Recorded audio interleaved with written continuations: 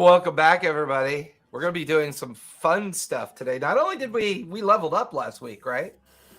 And you guys took care of all that. I know we were just working on Tyr's, one of his spell choices, which I still to this day think it's one of the best support class spells, because something else I didn't mention is that if there's a nearby target that you choose that's unconscious, it's, all you got to do is move within 30 feet of them, and boom, they get to roll 2d6 as your bonus action, right? And boom, they could end up being back on their feet within a round.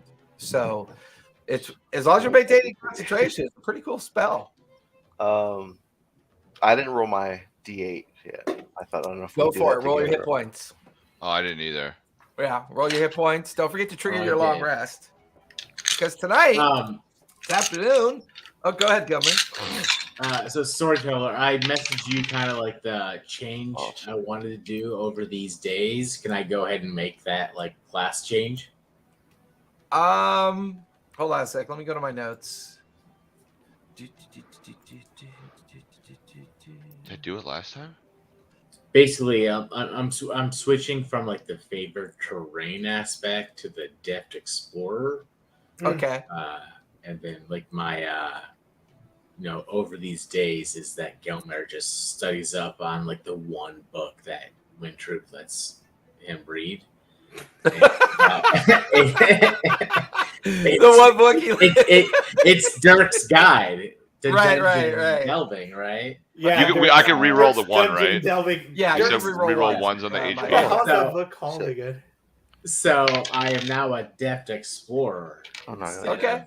Focusing on that actually kind of makes sense, because up until now, which by the way, we are currently on session 26. If you think about the beginning point and the traversing through all the different levels of the dungeon so far and getting to Skullport, it's less about your Underdark favorite terrain and more about how you've learned to become an explorer. So yeah, exactly, it makes sense. Yeah, so, you can go ahead and do that. I'm okay with that. That was Gelmer's whole thing over these days. Other than if I could try and track down that gorilla and get him to join the party. Oh my god, that's so awesome. Excuse me, have you seen McGilla? I've been looking for him. Yeah, was it McGilla the Ape? I can re-roll one, right? Yep, you can. You rolled a 1 again? I rolled a 1, and then I rolled an 8 after the 1, and Okay. I am just out of my rolls. I have never had such good rolls for my HP. Like that just happened to me also. I rolled a 1 and then I rolled 8. Like I'm looking at total maximum possible. I'm 4 away from maximum possible. Like I've rolled 8s almost every single freaking time. Yeah. I'm at 99. Like I'm this close to Yeah, I'm the same. I've like maxed out every roll. I roll like max is 110. I have 107. I rolled 6 last time. Most of the time, it's like, oh, here's a 3. It's like, okay, great. I do what I honestly, mostly I see people roll between 50 and 60%. It's usually what I see. And as long as you can re-roll that one, the first one, it keeps it up in the I think it's 40, the 40 to 50% kind of hit point range. And I think I think it once again unfortunately the narrative, the hit point pool, I think has been deviated from its original intent. The hit point pool isn't necessarily a countdown of your blood loss. It's like it's basically a indicator of all the activities being pitted against you, whether it's physical, psychological, environmental. The idea is that if you suddenly take 35 points of damage, it's not because your left lung ruptured and spilled out of your body. It's supposed to be the equivalency of like, you're in this kind of like chaotic melee, bruises, bumps, exhaustion, you're running out of energy. It's all represented the same way. That's why I've never really been all that concerned about hit point pool. Yeah, it's like your durability. It's like how many punches you take in a boxing ring. In fact, I like the term durability better, because it's kind of a little bit more what it's meant to represent, and then once you fall, then it's like, okay, now, and then if you want to have one of those games where you do serious injuries or whatever. It's all Right. after. It's all after you fall. You know, I it's- even have a dice for a future game that has it's called a trauma dice. You can literally like roll it, and then it says, "Oh, your left arm is severed from your body." So risk is always meant to be both rewarding and dangerous at the same time, which is why I like the hit point pools to be like a sense of durability. To me, that always feels like that makes sense. Yeah. So the recap's going to be relatively simple because the recap was, well, in my mind, I started thinking about what it means for Skullport to now be under control of Xanathar's guild. Because the team had changed the management of House of Pain in a very unique way.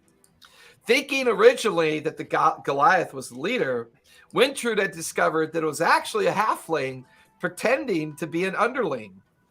This halfling, Flavio, was discovered and subsequently destroyed by the party in a very unique fashion. And I highly recommend, if you want to watch a really fun encounter on Tailspire, go back to last week. It's fucking hysterical. I actually had to rewatch it because it was so funny. Because we had Alexander in the fight pit, Wintrude in one spot, Rahi, Tyr, and like everybody was like all over the place, and eventually kind of circled back down in the market area, which was amazing. But they defeated Flavio's organization and kind of brought everything to an end for the most part.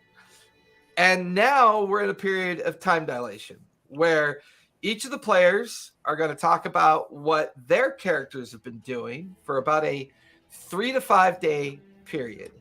But in general, what we do know is Xanathar has now officially taken control of Skullport due to the intercedent activities of this particular group.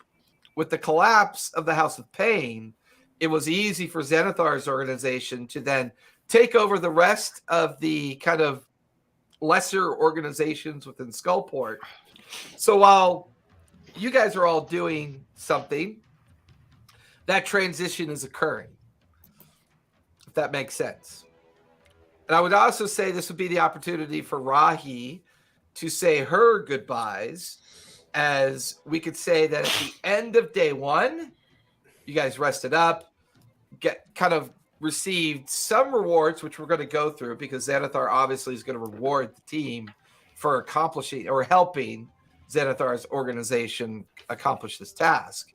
Because for the first time, if ever, Skullport is under a unified organization crime syndicate that isn't related specifically to a drow organization, as it's fallen under the guise of periodically.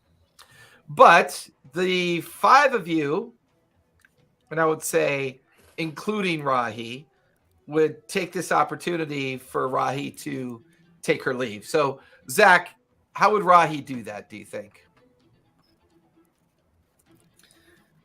I'm not gonna lie. She'd probably just wrap up the staff and leave. Like, just leave without a word and leaving the staff behind. She's not a very sentimental person.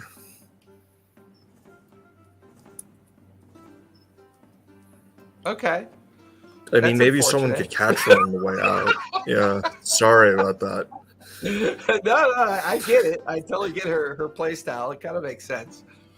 There's no Dear Wintrude letter. There's no sort of... I've got a 20 passive perception, if that... All right. You don't just slip out!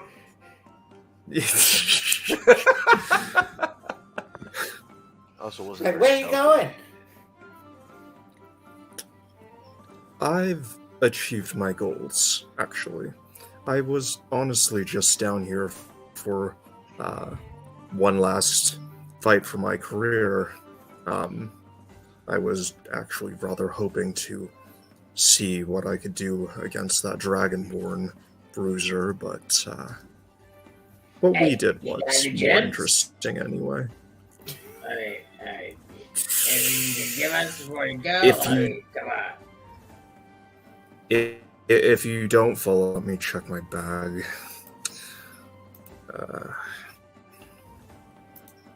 Where is it? I would argue I that think it's not customary for her to have, have to like, give you something if she leaves. 2 That's our problem. names. Whenever you leave a goblin's presence, he gives you something, or they take it. And this is more polite. I am willing You'll to write accept that that down. right now. I'm sorry this terminates our contract without warning, Wintrude. Well, I mean, if you've gained the rewards from the agreement, everything is fine. There's only good feelings on both sides. I mean, Yeah, it's Yes. got to be a great feeling real quick. As soon as But you you're- get your gems. did you secure passage back up? Are you staying in Skullport? Are you wandering somewhere else? You mentioned I'm going to use the travel we secured with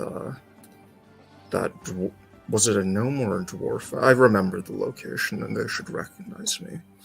Also, please take this. I hand over Zeno's staff.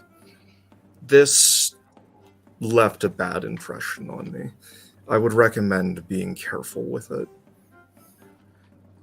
Oh yeah, I died touching that guy. Okay. Somebody else Oh, can have it. well, I am.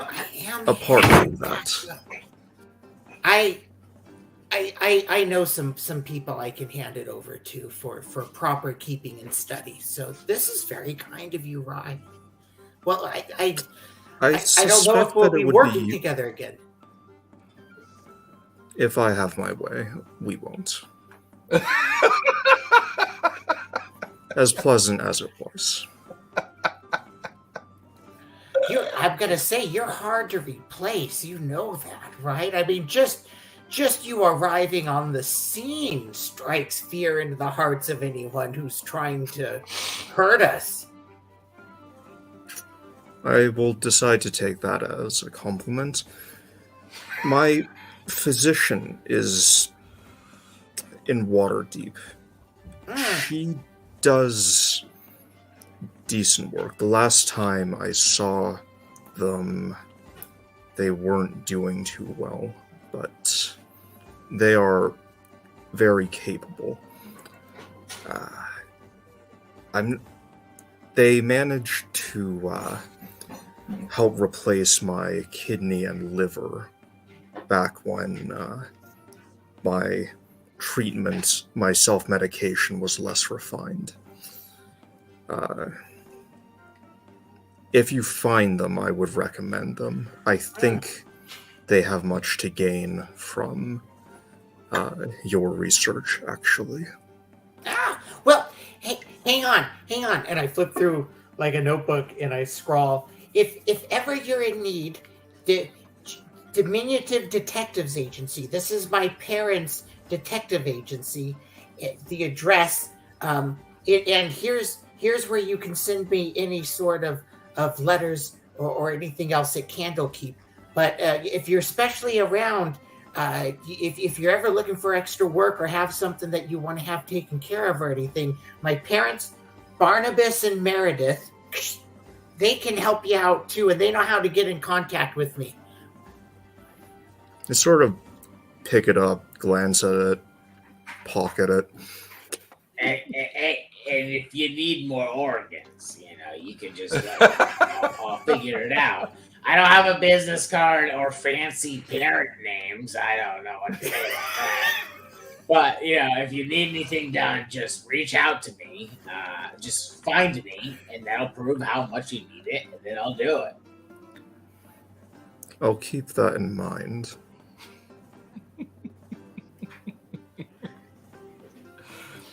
So with that, Rahi passes off the staff to whoever accepts it. She says her farewells and proceeds to exit the tavern. The team spends day one in recovery at this point, taking the opportunity to basically take in the sights, gain a little rest from the encounter with the House of Pain, and the realization is beginning to settle in that Xanathar's guild is taking over. However, Alexander just had an interesting interaction with a monk during this last activity. And the two of them would have taken the time to split the winnings of the betting, of what they hauled out of the betting den. Alexander, your share of the winnings out of the betting den that you guys recovered would be 8,000 gold. Oh my god. The total amount was 16. You split it with the monk, the two of you kind of realizing your luck and good fortune, going separate ways. Now, what you choose to do with it or how you want to convert that into wealth, I leave completely up to you. Okay. Yeah, my character felt like Alexander, he had a little bit of chemistry with this female fighting monk, and he would have tried to take her, like, during this downtime, he would have tried to take her on dates and such, like, just to see if there was any sort of, because he's been fighting for so long, he's been stuck in these caves, he hasn't had any interaction. Dates, right? Yeah, that was good. That was good. Even the bard's like not biting that bait. Tears like, that's a bard move. What is this? Blind date. Damn you! That was good. So, with that in mind, then, give me a persuasion check, Alexander. Okay.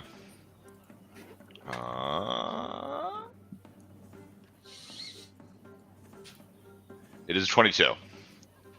Actually, really good. Let me give her an insight check. That is really bad. So she is, as far as she's concerned, this is the most attention she's not only allowed herself to take upon now that she's out of the control of the House of Pain fighting arenas. But I'll say for part of your time dilation that's going on, that you and her spend a couple days kind of having shared experiences, enjoying Skullport, spending some of the wealth at like an equal pace, going shopping. So yeah, for the next couple of days, you're just kind of enjoying the fruits of your labor and having this experience with the monk. And her name is Gwentel is her name. Okay. She fares from Baldur's Gate, and she's been traveling the Sword Coast, ended up in Waterdeep, fell into the House of Pain League system, and just enjoyed her limited successes within the fight pit environment. So yeah, that will cover some like of a little stress relief. Obviously he came into some money. He's like, okay, I'm gonna kind of have fun here. Yeah, I mean, and we'll come back to you because during this time dilation, you'll get an opportunity to shop at the different facilities now because Skullport obviously is still open for business, even though it's come under the new management of the Xanathar's Guild. So with that, we'll start with Wintrude and go through the list. When we last met, we talked about this idea of a time skip, taking a 3 to 5 day period of time where all the different characters are going to try to resolve, do certain things. Now, your access to Waterdeep was secured through the Poison Quill, as well as the Gnome Works, a kind of like combined shop where you had secured passage up to Waterdeep to accomplish tasks up there as well. So, with that in mind, you would be privileged to what's called the Central Market of Waterdeep, which is the largest trading market all of the Sword Coast, offering you an opportunity to potentially expand any kind of shopping or other activities you might want to do. So Wintrude, let's start with you. Day one's already come and gone, and basically Xanathar's gift to the team is going to be a bonus of 1,500 gold apiece, which you could break down that wealth in any way that you want, All as copper well coins. as you guys would have been introduced during day 2 to an individual that worked for Xanathar up in Waterdeep and almost kind of like was part of his intelligence collection agency as it related to the crime syndicate of Xanathar's organization. And he would have introduced them as Shogu. Shogu has a unique skill set that allows them to raise dead and therefore get information from dead creatures that were then passed on to Xanathar's syndicate. And this is how Shogu was earning just kind of an accommodation within the city of Waterdeep. He's been brought down, or they've been brought down into the interior of Skullport and offered up as a participant within your group because Shogu they have a unique talent for raising the dead. The possibility of needing to do that as well as speak with dead to find the next secret entrance into the lower layers of the Mad Mage, they offer up a very unique possibility and interpretation of this. So, with that, you've been introduced to them, but not necessarily spending time with them yet. The Skullport itself, Wintrude, is open to you. Waterdeep is open to you, as well as the Candle Keep is open to you. You have up to 5 days to accomplish everything you want to accomplish before you and your friends are set to meet at, what was the tavern we used? Which is the tavern we didn't destroy. That's the that's true. I think we were using was it the we were using the overflowing urn, correct? We were staying at the overflowing urn. Yeah. So in 5 days, all of you are set to meet back up at the overflowing urn to get the updated information that Wintrude is gathering to possibly find the next level of exploration to lead you guys even deeper in to the Mad Mage's dominion below Skullport. So Wintrude, you have up to 5 days. What would Wintrude be doing during this 5-day period? The long rest that she actually gets back at the overflowing urn, because of her exploits in luck and not being chopped in half by the Goliath that was hacking at her back as she was going for Flavio. Timora visits her in her dream, just like she had before when she started gaining these celestial warlock powers, and the goddess coming to her in her halfling form out in this meadow gifts her with an amulet, the Pact of the Talesman. Okay. And she explains to Wintrude the extra luck that she's now gained, that if ever she needs anything else as far as that extra few feet of a leap or those extra few slick words of cunning and everything, that the Talesman provides that extra sort of boost and luck that she needs. So she physically has it. She wakes up with it, which is a rather simple, just leather strap around a gold coin, which has Timora's face on it on both sides. So she has that. She also spends some time just asking in what she thinks are the right places. Just always curious about her sister, but not trying to make it too obvious or what the relationship is exactly.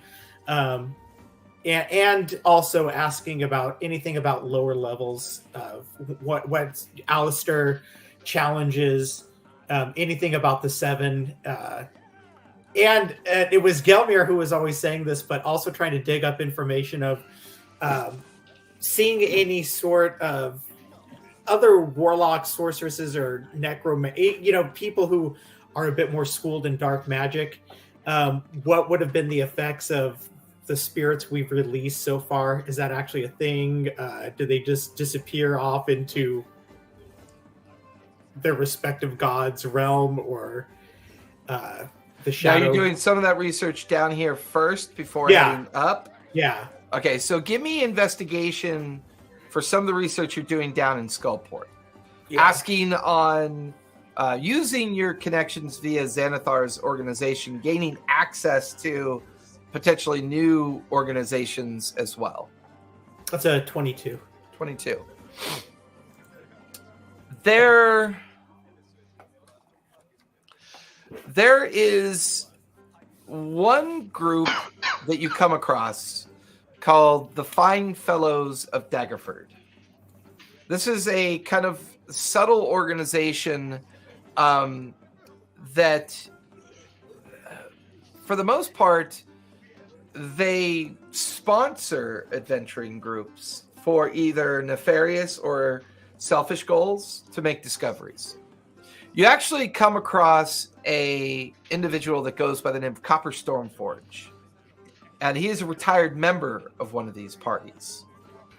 And you ply him with a dwarven ale, food, and use your question and answers of trying to gain more information about what's said to be the next entrance point, as well as trying to figure out if you could find out more information about the 3 remaining individuals.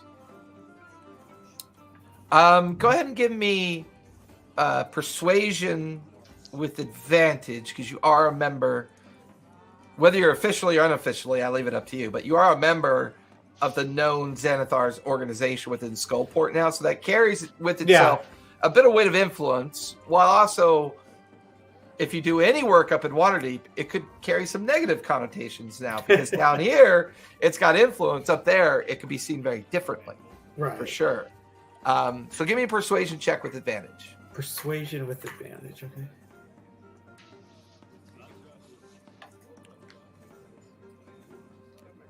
15. 15. There are 2 key pieces of information that you learn. One, that the 7 were students of Blackcloak. And that his ultimate goal, obviously, was to come up with some way of achieving immortality. But he didn't necessarily want to focus on the idea of ascendancy or unending immortality through the madness of lichdom. He utilized his 7 students to do all the arcane study. He then, rumor has it, then absolved them of their knowledge during their internment and entombment before he made his attempt at his immortality down in the great laboratory labyrinth of his main kind of like place that he had done study deep down in the Undermountain, said to be many levels deep, and many he designed it that way so that in case he either failed or succeeded, he could cover up what he had done. And he purposely left levels of difficulty, traps, and other ways to dissuade people from getting into his main tomb or his main area that he has kind of like built up during his effort. This would have been the why did I switch? Where'd you guys go? Sorry, I don't know why I switched my notes. So Copper Stormforge is telling you the information that they had gotten, and that the real beginnings of the protectorate nature of Blackcloak's organization and what he built over those 1,000 years begins after Skullport. Skullport and up was described by Copper Stormforge based on their information that they had gathered as all the resources and areas that they used to hide what Blackcloak had built, which kind of affirms your original notes about the secret entrance that will allow you to find the beginning levels below. But you would, at least from this information, glean that everything from this point on is specifically designed to protect and dissuade people from finding his final resting place. And that's where somebody had said they I think it was at the Gnome Works or something that that Orlanth has already had that information and just headed down there, or but kept it like Yeah. as quiet as possible. Okay. Also, this confirms that the location of the secret entrance may be viable, and it may now you have a better idea of where it might be. He also, his final piece of information he shares with you is that he believes the main entrance is protected by the tomb of the Winks, which is one of the 7 students. And that subsequently other areas of the Undermountain will be protected by Granji and Chevenex, the other 2 students as well. Now, give me another investigation check as you begin to try to search out the necromancy aspect of your findings within Skullport. That's a filthy 20, as we term it in this group. You actually find yourself going back to where Gelmir got restored. Okay. Right? And you head back to that location. And I believe that was, let me make sure I get it right, the Shadow Temple of the Shar. Yeah. Over the Shar? S-H-A-R? S-H-A-R, yes. Got it. Okay. Here, you track down kind of like a scribe of the Shadow Temple. And give me persuasion to see how many questions she can answer for you. Sure. Persuasion.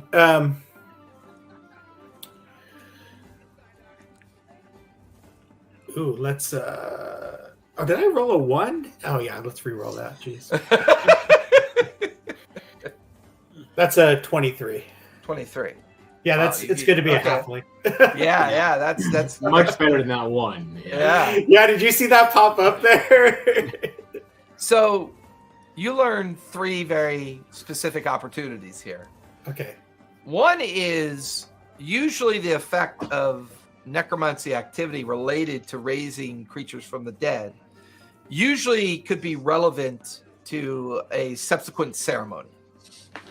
So if based on the 4 that you've interacted with already, because your interaction itself by design brought these entities into existence, with each progression towards Blackcloak's tomb, you get the feeling that he has done this on purpose. He's done this with the intent that this is some final ceremony that he's attempting to conclude. You also learn a bit about the idea of warlock sorcery and pact necromantic magic. Chances are the 7 students made a pact with Blackcloak, and therefore, whether they're alive or dead, their pact relationship with him is also in the process of playing out. Okay. Ultimately, the final bit you learn is the Shadow Temple of the Shar, while practicing the idea of offering up services to Skullport, they definitely do it with the intent of a drow mindset and an Underdark mindset. The one thing you learn is that the subsequent lairs and challenges ahead for you and the team are probably going to be against very clandestine organizations that prefer to live in isolation. Like, they prefer to live in these deep, dark depths. This is their world, their existence. And subsequently, whatever Blackcloak has left behind, it's with the intent of fostering organizations that want to live this way. Whether it's drow communities that no one knows about, kind of similar to the Moon Clan that you'd already kind of run into.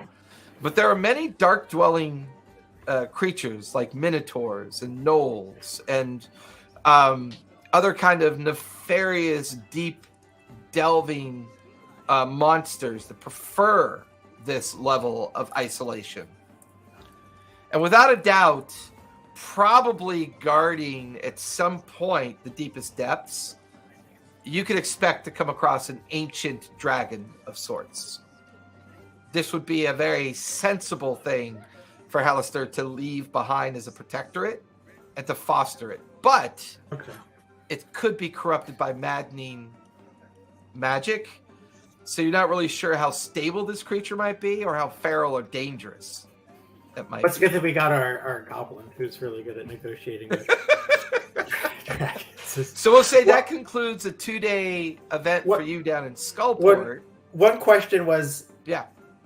You said so the necromantic activity, there's a grand sort of Ceremonial large aspect ceremony, to it. but Yeah. whether in life or in death, certain, especially if people delve down there, free spirits from tombs and stuff, it all goes towards the completing ultimate that ceremony action. of something that might be waiting, whether it's a physical interaction with the final opportunity or whether it's something waiting for something to conclude.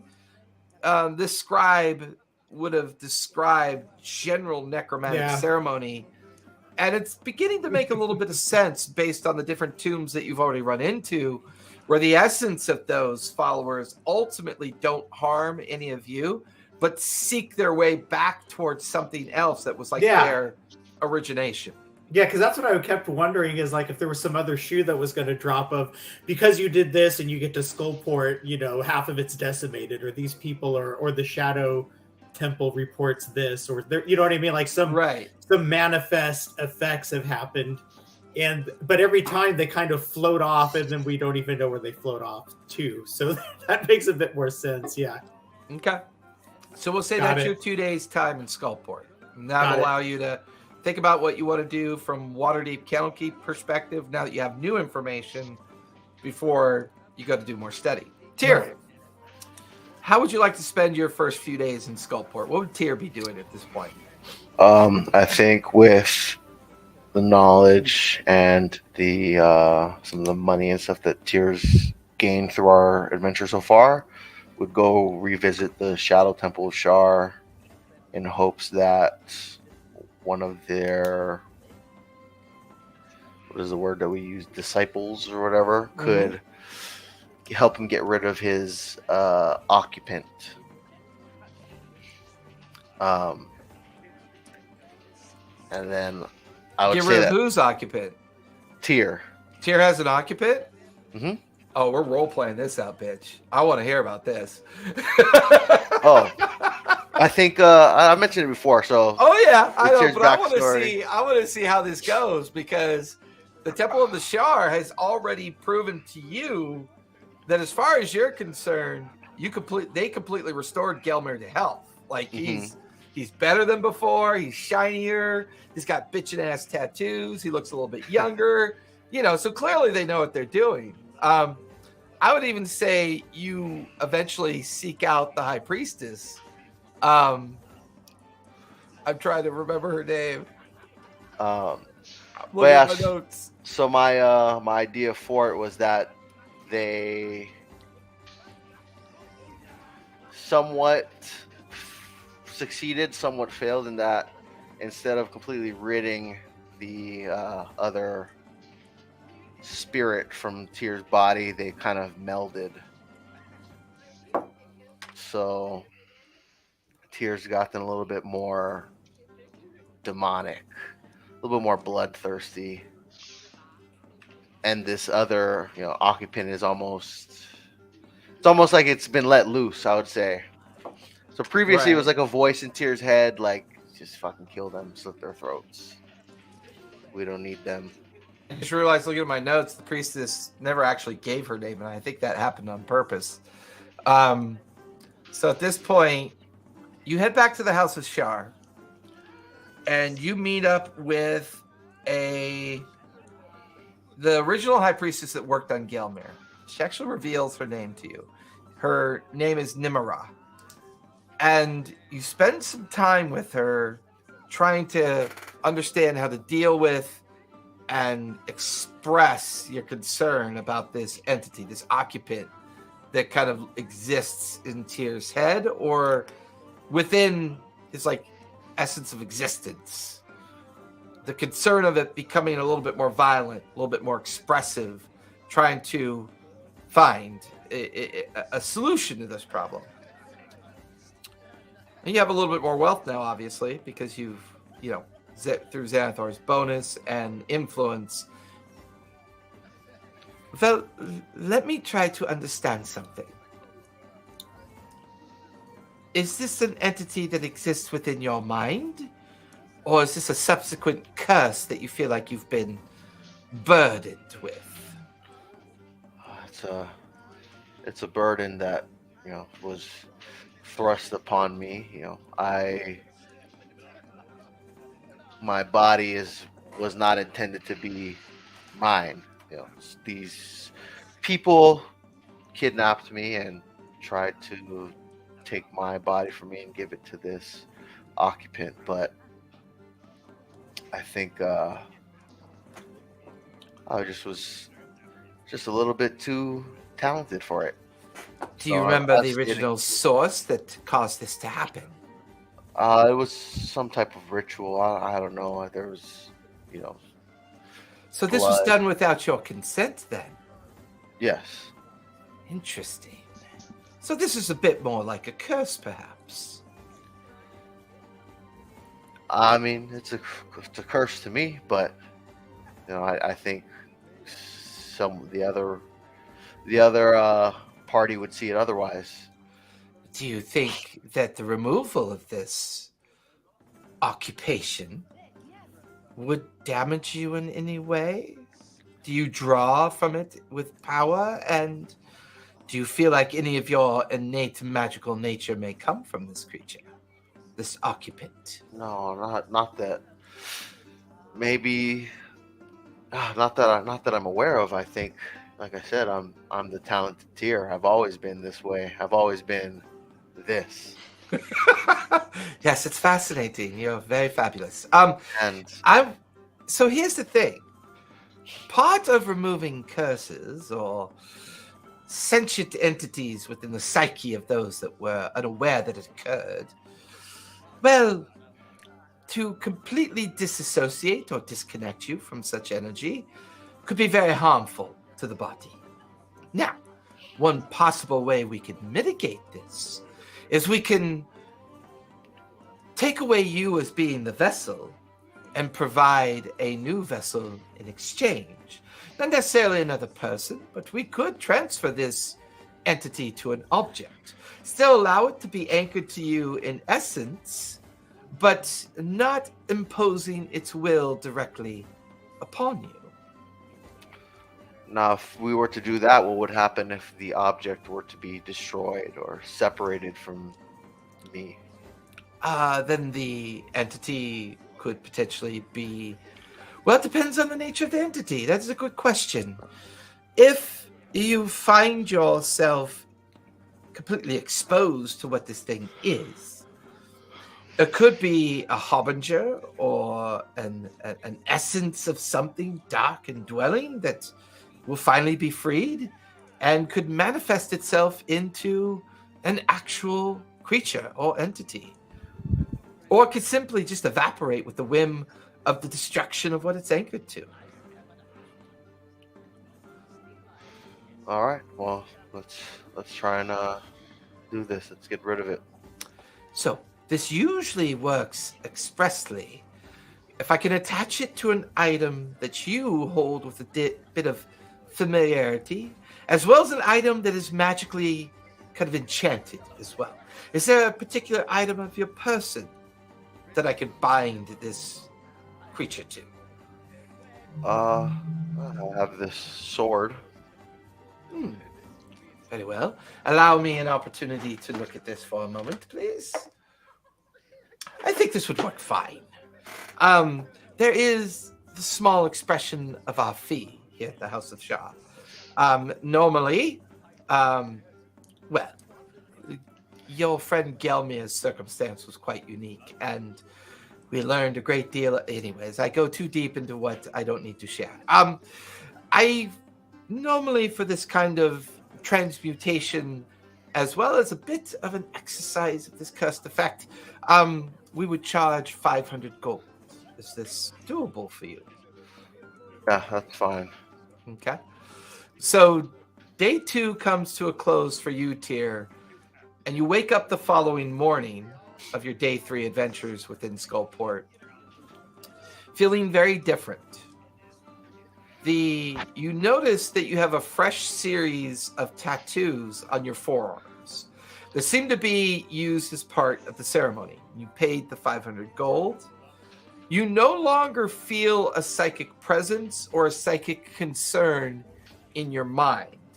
There's no longer this feel of this growing kind of concern of this entity coming into existence. However, there's now a very unique engraving on your sword, as this psychic presence was distributed from you into the sword that you wield and carry with you. Now, you will have some discomfort for a few days, but you should recover with no problem or concern. Now, the entity that I extracted from your form, Tyr, did not offer up an opportunity for me to understand what it is. There is a chance that from within the vessel that it's been moved to, that it may try to establish communication with you. Now, it is up to you as to whether or not you foster that. I personally think things of this kind of nature should be left alone. But sometimes they reveal themselves in very unique and mysterious ways. So you may not hear anything from it for a time, but certain things may trigger it to come into existence. Just be open-minded to it. But it no longer has the power of influence or will over you. You are yourself. You are you. You are Tyr. I can confirm for you that the ceremony that was done upon you was truly a transmutation ceremony. Somebody sought to protect the consciousness of an entity. You were subsequently used as the vessel. Now, this is what made the extraction so much easier. And because we were able to anchor it to a vessel that you are already kind of attuned to, the sword that you carry, we were able to pull it from your existence. Tyr, give me a con save from the overall effect. 14. Your physical strength attribute is lowered by 1. As this effort extrapolated a great deal of your physical prowess. Your overall physicality was reduced by this effect. All right. What do I do?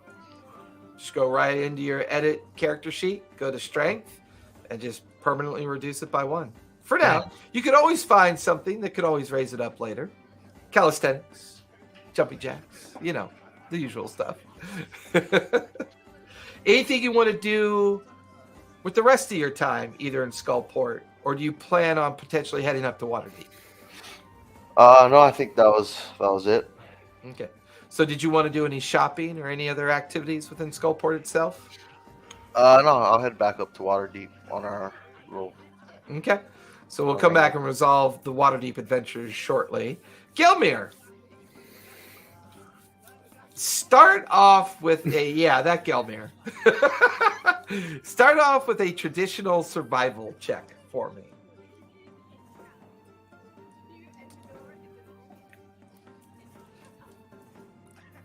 And you are on mute.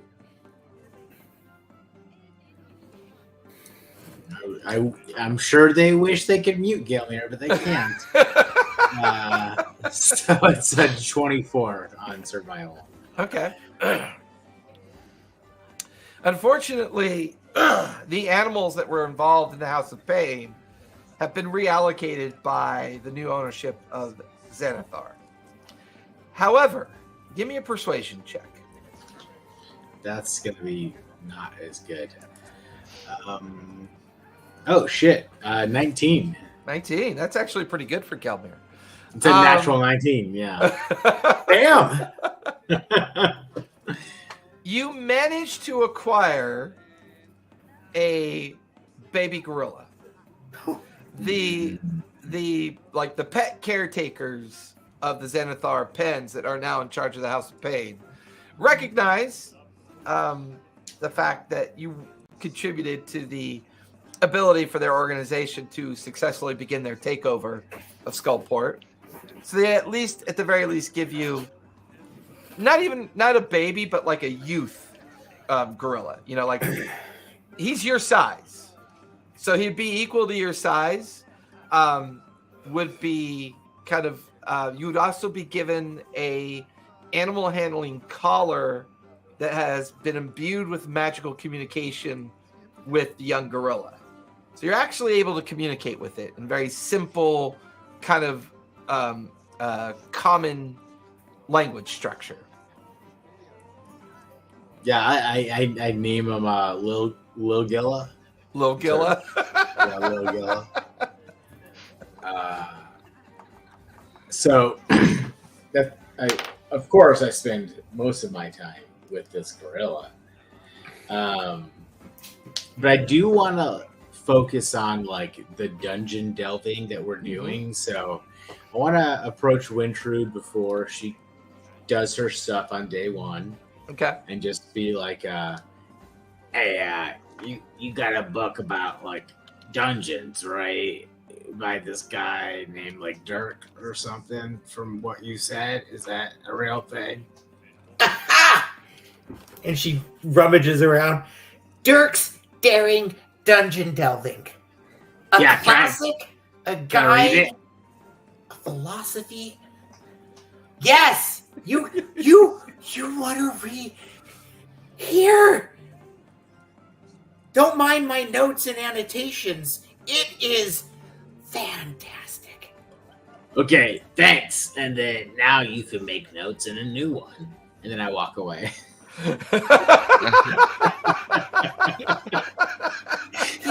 He was going to give him... You're going to give it back, right?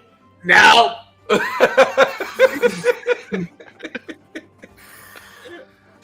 No good deed goes unpunished. Okay. So basically, I spend like the rest of that day and the next day studying like dungeon delving to a high degree. Like I want to like, Okay. I want to go from like, you know, the terrains that I know to my expertise to be like diving into dungeons. And then also I, of course, just want to like meet Gribbets and Lil Gorilla, like so they're best friends. Lil Gorilla. You're gonna have to type it in our chat. Like I gotta see what that looks so my notes are correct. So as a goblin, you're gonna hate when I type it in. It's gonna have just so many exclamation marks. Yeah, that's basically it. Yeah, just studying on dungeon delving and then acclimating to Lil Gorilla. So the best way for you to practice this art is to practice the physical art of this. Mm-hmm. I would say you have come across some of the information that Wintrude had in regards to the potential location of the entrance that she's going to try to find even more detail on. You have the basic information of a secretive entrance guarded by a potential riddle, which is designed to keep waylayers out of the lower entrances. And the answer is fire, based off of past experiences. Yeah. So from Gelmir's perspective, you're going to spend an entire day practicing looking for entrances, going down dungeon corridors, taking Little Gorilla and Gribbets on these kind of like areas to explore, to see if you can not only get a little bit better at understanding things, but you also have an opportunity to become a little bit closer to Shogu, as Shogu offers up their talents as well to come with you to kind of aid in your exercise of getting a little bit better at understanding dungeon dwelling. And something I forgot to do, Shogu, describe for everybody what you would have looked like on that day one of being, that day 2 of being introduced by Xanathar to the rest of the team. Basically, a small cloaked figure, sort of very slight but kind of bulging around the abdomen. Smells like kind of antiseptic herbs, as well as the strange cinnamon-like smell. And you can't really see that much of them. Behind Shogo is a similar figure, maybe a head shorter, in similar garb, sort of tattered robes and bandages, with a large blue bow on its head, on her head. Shogo introduces her daughter as Mika. Hey, are you new? Do you want to see a baby gorilla and a drake fight?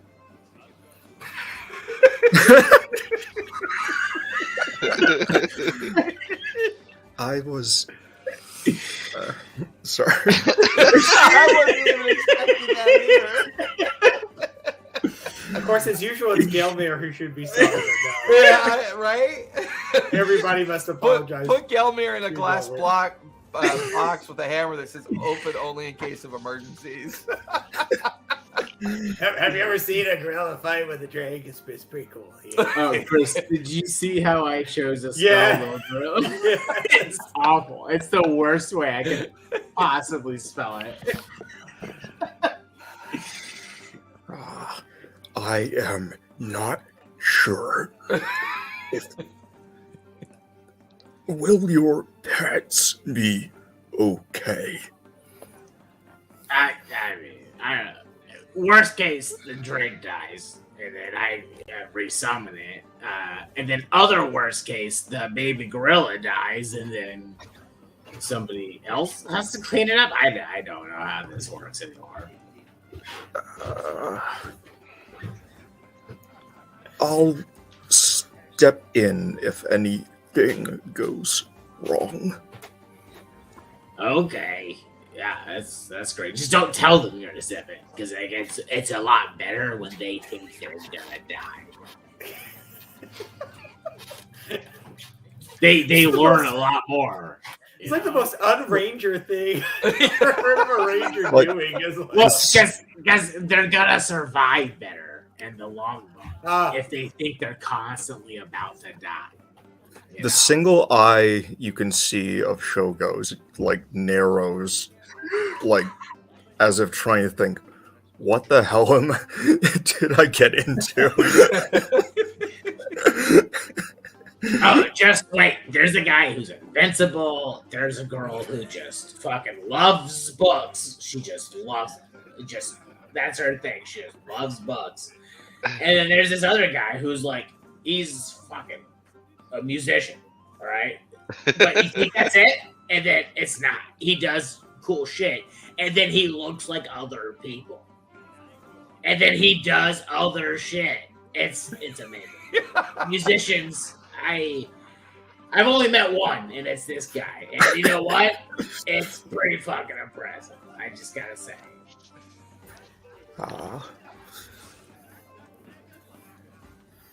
So with that, now that you have Shogu's help, go ahead and give me survival with advantage for starters, Gelmir.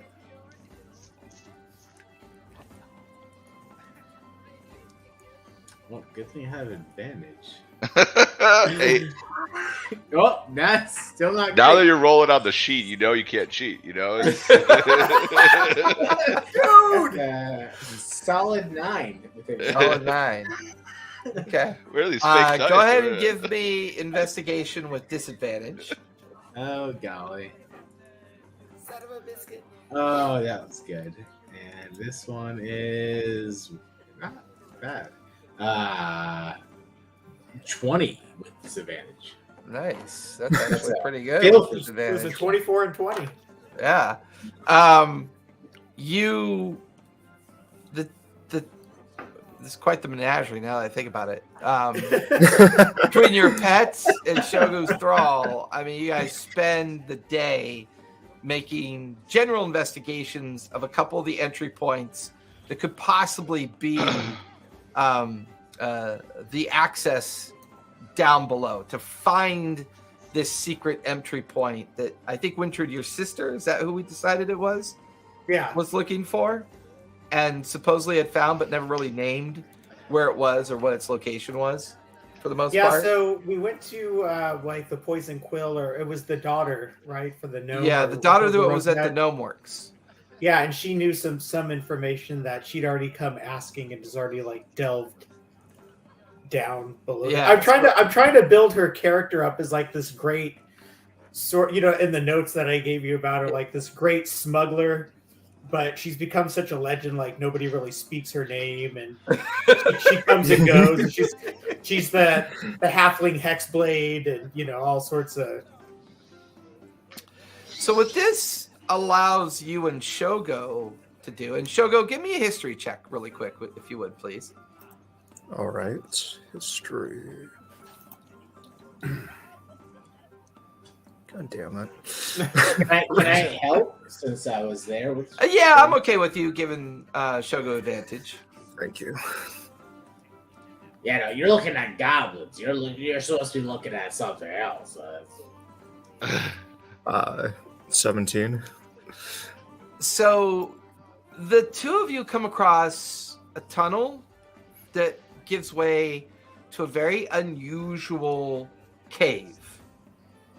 And in this cave, Shogo, you recognize the markings and displays of a house called House Frith. House Frith was a very notorious arcane house of Waterdeep. But they existed some 300 years ago.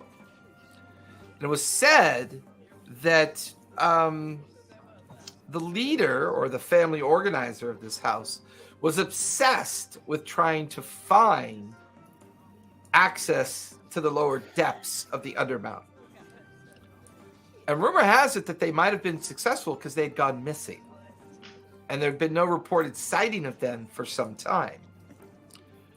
As you stare at all of these kind of like etchings and reliefs and like these magical invocations, you begin to realize that this actually might be kind of like a protectorate spell. Give me an Arcana check, if you would, please. All right.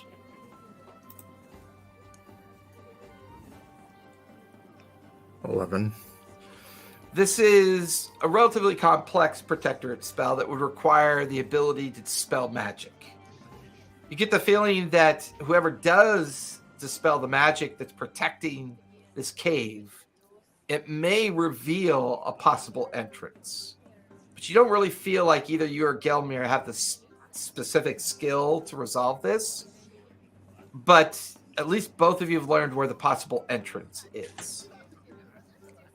So again, I will say the successful finding of what this entrance may or may not be.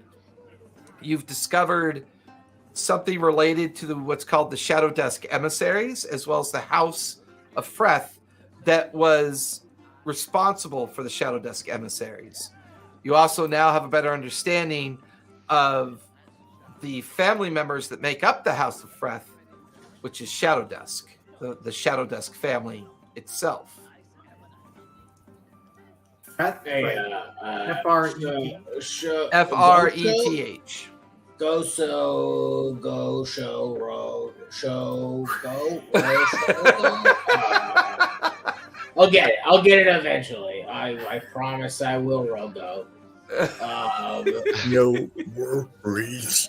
It is fun to hear you try. Yep. Hour ago. Should we go down this tunnel or should we wait for people? I don't know. Should we? I feel like we should just do it. Like we should just go. Can you dispel the magic? Well, no. We usually have a guy who's like invincible and he just like runs through the magic. And then we're good. Like he just goes through it, gets hit, he's fine, and then we move forward. What have we created? we should bring him then. Yes. Okay, all right. His name's Alexander, but okay, I guess we'll include him. Just if there's any gems between you and me, like just don't tell him about it. All right, just like he doesn't need to know about like any gems that we find. I like how Shogo is the simplest name in the world to say, and Gilbert's going to spend the next 5 sessions butchering it. Like, So, Gelmir, do you plan on going up to Waterdeep at all? I do want to go up to Waterdeep for one purpose. Okay. I just want to send basically all of my money and gems and everything to like my wife and son that are elsewhere. Gotcha. So You're like, what? I want to send. he wants his riches to go to his baby mama. Yeah. Nobody has asked Gelmir about his life. All right. Goblin baby mama. I want to send 220 platinum, 310 gold, and 480 copper, plus all of my gems except for one of each, all to them. All right. That'll be your major task once you get up to Waterdeep. Alexander, you have had a few days with your new monk friend, Quintel. And the two of you have shared the pleasures of Skullport, eating food or drinking, enjoying the black market as well as the underground market stalls, the unique nature of the place. Do you want to achieve anything in Waterdeep as well? Yes. Okay. So I want to kind of, I don't know if it needs to be Waterdeep or Skullport. My entire thing could be done in Skullport, but basically the two things I want to achieve, the main thing that I want to spend all the time on is shopping for gifts for Gelmir, Tyr, and Wintrude. Okay. And I have cool ideas for each gift that I want to look for. Okay. And then the other thing is, I think we have to go. Do we have to go back to Xanathar? How do we get the money for killing that guy? And maybe negotiating. So Xanathar has already given each of you 1,500 gold. Okay. For I didn't getting rid of that. Yeah, Okay. that's the bonus amount that he gave. And you pretty much have access to any of the underground markets since you have the influence of the guild and Xanathar's organization at this point. So you have access to things that you didn't know previously existed. Okay. So the things that I want to shop for Wintrude, I want to get ideally like I don't know if it's possible, but like some sort of amulet or magic item that has like historical insight that would maybe give them like glimpse of like as we're going through the Undermountain, like it would give them like glimpse of like or visions of things that like could possibly have occurred, and maybe like a history of Skullport. For Give me an Tyr, investigation check as you begin to look for that one first. Okay. That is a 22. Nice. You actually come across a nomadic female goblin that has spent a great deal of time down here in Skullport. She has traveled to the jungles of Chult. She even survived the uprising of the demonic insurgency of Baldur's Gate. She offers you an amulet that's basically called a demon's eye, is what she calls it. It does require attunement. It would earn the person who wields it the benefit of advantage to insight checks. It would also allow them once per day to use an ability called Legend and Lore, which allows them to look at an object, creature, or place, and to learn the legend and lore of that object, creature, or place. How much does this cost? I don't know why I changed my voice. so I can't help but notice that you're traveling with a very famous fighter, and I even recognize you from the House of Pain. So here's the thing. Here's what I would like to negotiate with you. Could you get me a meeting with your boss? I'd like to work directly with him.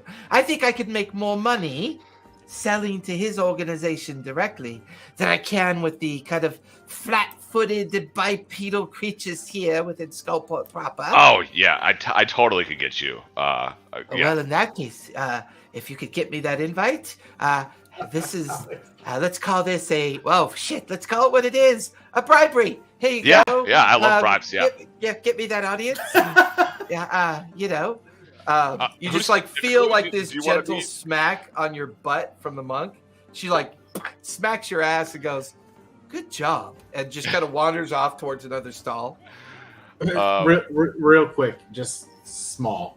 Can I say that all my random bullshit that I've collected, I also sold for currency for my family? Okay, that's fair. We'll say you managed to aggregate a cool 365 gold from selling all the random stuff.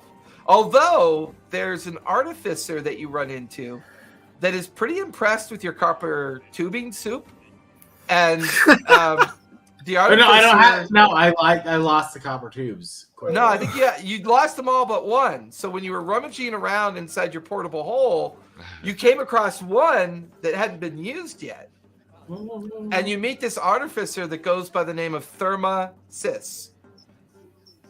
And he goes, "I think I can turn these into thermoses. This is great." And he takes the copper tube from you and gives you an additional 64 gold for it, so you could use it as a design for thermoses. Yeah, no, I give all 64 plus everything else to the family. All right. So I'll let you acquire the amulet of the Devil's Eye. Okay. And so for tier, I want to find ideally just kind of a collection of music sheets that are really cool, new. I feel like Skullport would definitely have something like that. But I want to maybe, I don't know if it would be music or if it would be an instrument or something along those lines. Ideally, probably music that would give him stealth or invisibility or something along those lines. Something to kind of be more sneaky. Okay. Off that same roll, since you're in the good part of the underground market, you come across the musical musings of an individual that goes by the name of Antir Donwith. And it's basically musical songs. It's a series of 24 songs that are from a bardic school of music that hails from 10 towns. And whoever learns and memorizes these songs would gain the advantage of being able to cast silence innately whenever they choose to. So this would afford Tyr an opportunity to learn the silence spell and therefore imbue it either into an object, which will say that the book itself has the ability to store a single spell of Tyr's choosing, but it's designed to also learn the spell silence as well. How much is that going to cost? This is fantastic. He would that's love not this. very expensive at all. I normally don't dabble in such chicanery. I could sell this to you for 200 gold if you choose. And the beauty of this magic is that it does not require attunement. I don't even try to negotiate. I just accept the 200. Okay. I rolled a 3 insight for the shopkeeper, so that's pretty much, where it goes. The only thing is, can you throw in like maybe some cool new age sheets of music that maybe other people haven't heard? I can throw in the ability to write music and parchment and special inks. Oh as yeah, well. yeah. If your friend it feels so inclined to write their own music, they could literally write their own music on this magical paper. Oh yeah. That's perfect. And they just kind of push over the stack of all the ink and parchment and the book and everything that you need.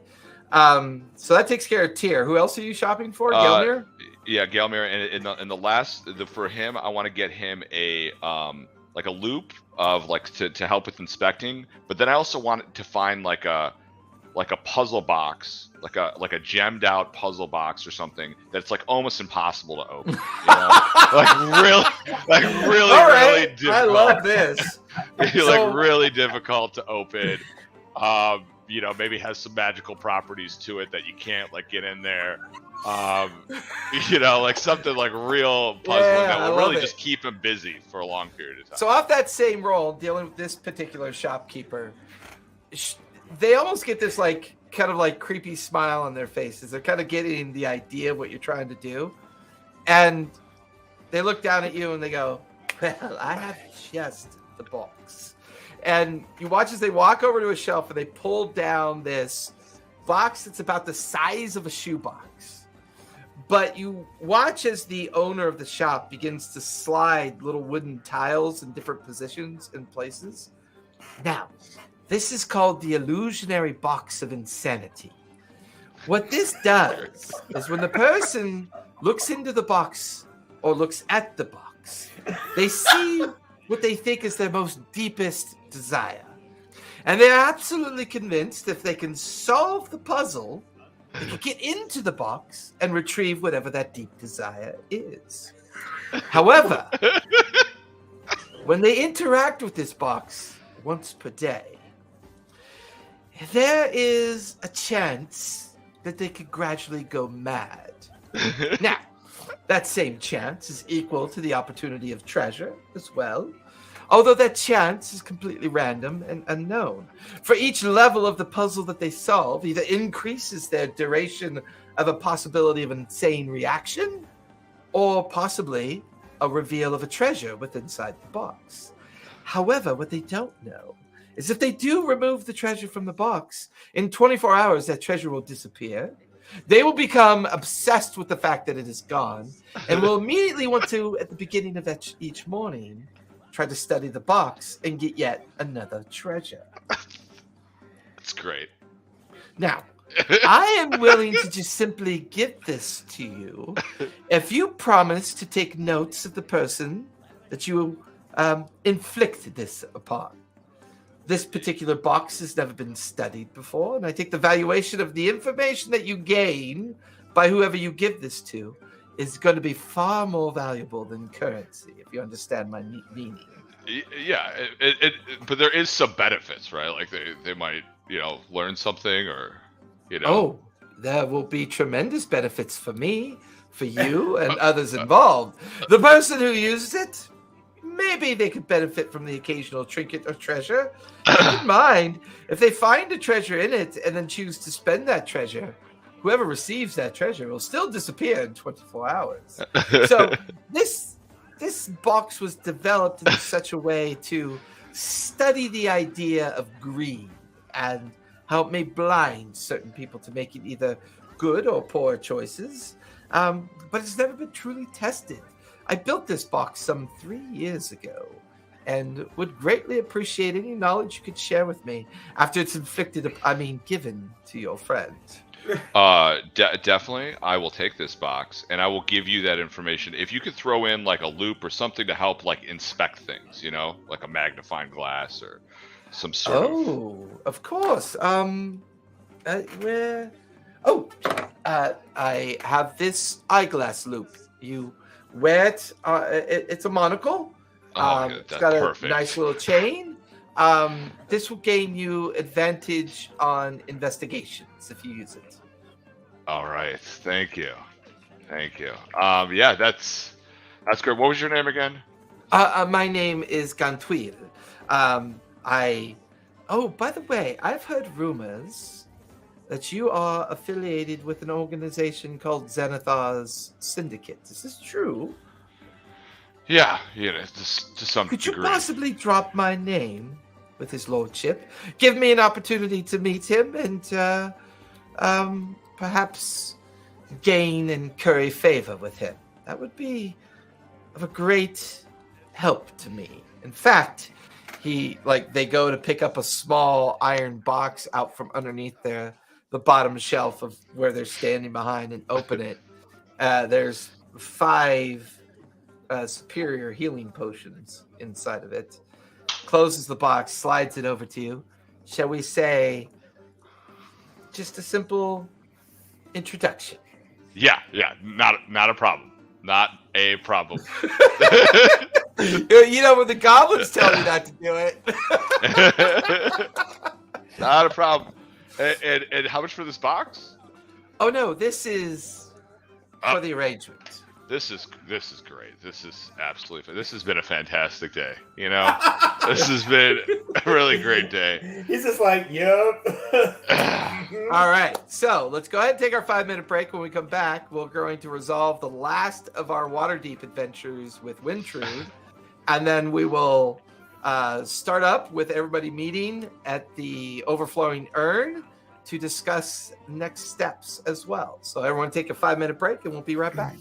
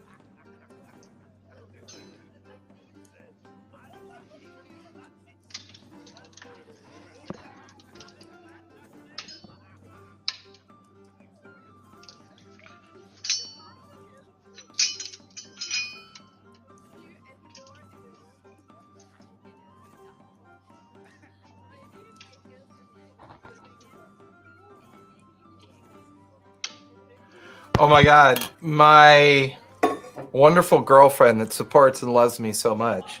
One of her clients came in today and dropped off 105 Dragon magazines and a complete secondary collection of Starfleet, 1978 Starfleet game books. But I just went through some of the Dragon magazines really quick because I didn't realize they were being given to me. His entire collection starts at number 59 and goes all the way up into the mid 100s. And there's 2 I came across already, which are incredibly rare. You can't find them because they introduce new class characters for the first time into the advanced D&D realm. And I'm just like, holy crap. I just got gifted 2 magazines that are worth like $100 a pop. And I'm just like, I love my nerdy connections that I have. It's so freaking cool. So cool. I wonder if there's a bunch of like Chris Perkins stuff in there, because he spent like just tons of time as a young person, always trying to submit stuff, get it published. Yeah, and what's interesting about Dragon Magazine, it was like the longest running addendum content that you could find related to D&D and AD&D, right? That was their way of getting very small pieces of supplement content out without having to write entire modules or books, or, you know, books came out a lot slower back in those days because they were physically published. They're not quite, you know, so there's just in what I've already collected in Dragon magazines, on top of what I've just got gifted, and on top of my ongoing recovery of my collection of trying to find ones that I've been missing for a long time. I mean, I'm close up to almost like 300 magazines at this point. And each magazine is roughly 50 pages of unique content almost. You know, you're looking at thousands of pages of archived content that you can now go and read, upgrade, and make it into something else, you know, useful if you wanted to. Just, I'm always amazed at what people keep and then are willing to just give away. You know, it's just because he was like, it was either going to come to me or he's just going to drop it off at Goodwill. And that would have broke my heart because I can't imagine it would have found a home, you know, especially in a giant studio filled with gaming books. I have a question about, so I didn't realize there's optional additional bard spells. Yep. Can I enable that? Because if you'd like to, go for it. Some of the spells that I took for magical secrets are on there. Yeah, go for it. And then I'd take that, and then so I could thematically take my secrets instead. Yeah, feel free. Sweet. Especially since it stays with the original idea of your development. Yeah, absolutely. Yeah, so I wanted to add a booming blade, I think, for the sword. Oh, that's going to be super flavorful, considering what you just accomplished with it. Yeah. I'm looking now. So also, I'm thinking just like with the departure of Rahi, I'm not sure how Shogo is going to fit into the gang and like combat wise, but I'm thinking I'm probably going to be more front line a little bit. So Wintrude, what are you accomplishing up on the surface of Waterdeep? Going back and talking to my parents, talking to my brother. Okay. Anything you want to accomplish with that activity? So, with my parents, I'm not going to talk anything about the Xanathar part, but they didn't think that I was going to, that I was insane for going into the Undermountain in the first place. And it wasn't going to work out, but I just wanted to let them know that everything worked out and that the research is progressing. They do know about the research, but also that I found some leads on Orlanth because she only sends she'll send gifts, but there's no way to track down the gifts or how they got there or where they came from. But that actually, like, that I'm discovering that she's actually I had suspicions that she was as a smuggler, obviously the Sword Coast and all sorts of dealings there, but now I know that she's somehow accidentally, just through circumstance, looking for the same stuff I am. Gotcha. And then talking to my brother about if I send any of the party like his way, because he's a armorer and weapons maker. Okay. I would say cut them a deal. What's your mother's name? Since you're talking to your parents, Meredith. I'll say your mother kind of like gets a moment of time with you. I know we originally said that we thought you were a bit crazy for going down there, but I think that's just our protective way of trying to discourage you from doing dangerous things. I mean, it's not other than your sister, which to this day I'm not sure how she came out of this anomaly of a family of engineering and study and academia, but clearly you've caught some of her bug. Well, the least I could do is give you one of her journals that we had come across during one of our frequented travels to well, I don't want to call it what it is. It's just, anyways, yeah. And she hands you this kind of like thin journal that's maybe about 30 or 40 pages. It's dated maybe about 12 years ago during one of your sister's excursions. And it's a entire kind of summary of an order of a family called the Shadow Dusks. And pretty much kind of like both mundane and historical information as it relates to the Shadow Dusk family. What their Shadow Dusk. Yeah, the Shadow Dusk family was linked directly to DES or DUS? DUS. Dusks. Shadow Dusks. They're linked to a house called House Frith that they founded themselves. And this house is very old as the family is old. And they mostly seek out arcane treasures and the understanding of how the power of the arcane can be used to gain enhanced life, to live longer than expected. And your mother tells you, I think she was very interested in this bit of history because it offered her the opportunity to understand how to get deeper into the Undermountain. Unfortunately, we've not heard from your sister in some time. Hopefully, she'll come back. I know that sometimes she does and sometimes she doesn't. But if you do run into her again, tell her that we give her our love and tell her to come back at some point so that we can see her. Please. Well, it's not like I didn't throw her name around to proper people who would be able to even contact me. She just doesn't want to be found, which always cracks me up. You and Dad are some of the best detectives up on this side of the world, and you can't even find a trace of her unless she leaves you a crumb on purpose. She doesn't make mistakes. I'm sure even everything they told me down there wasn't a mistake. She wants me to know she's a step ahead of me. Yeah, it's well, I mean, maybe I was intending to give you this book after your return. Maybe this is once again another example of her leaving behind crumbs for us all to follow. But you insist on still going further down? You're not giving up, are you?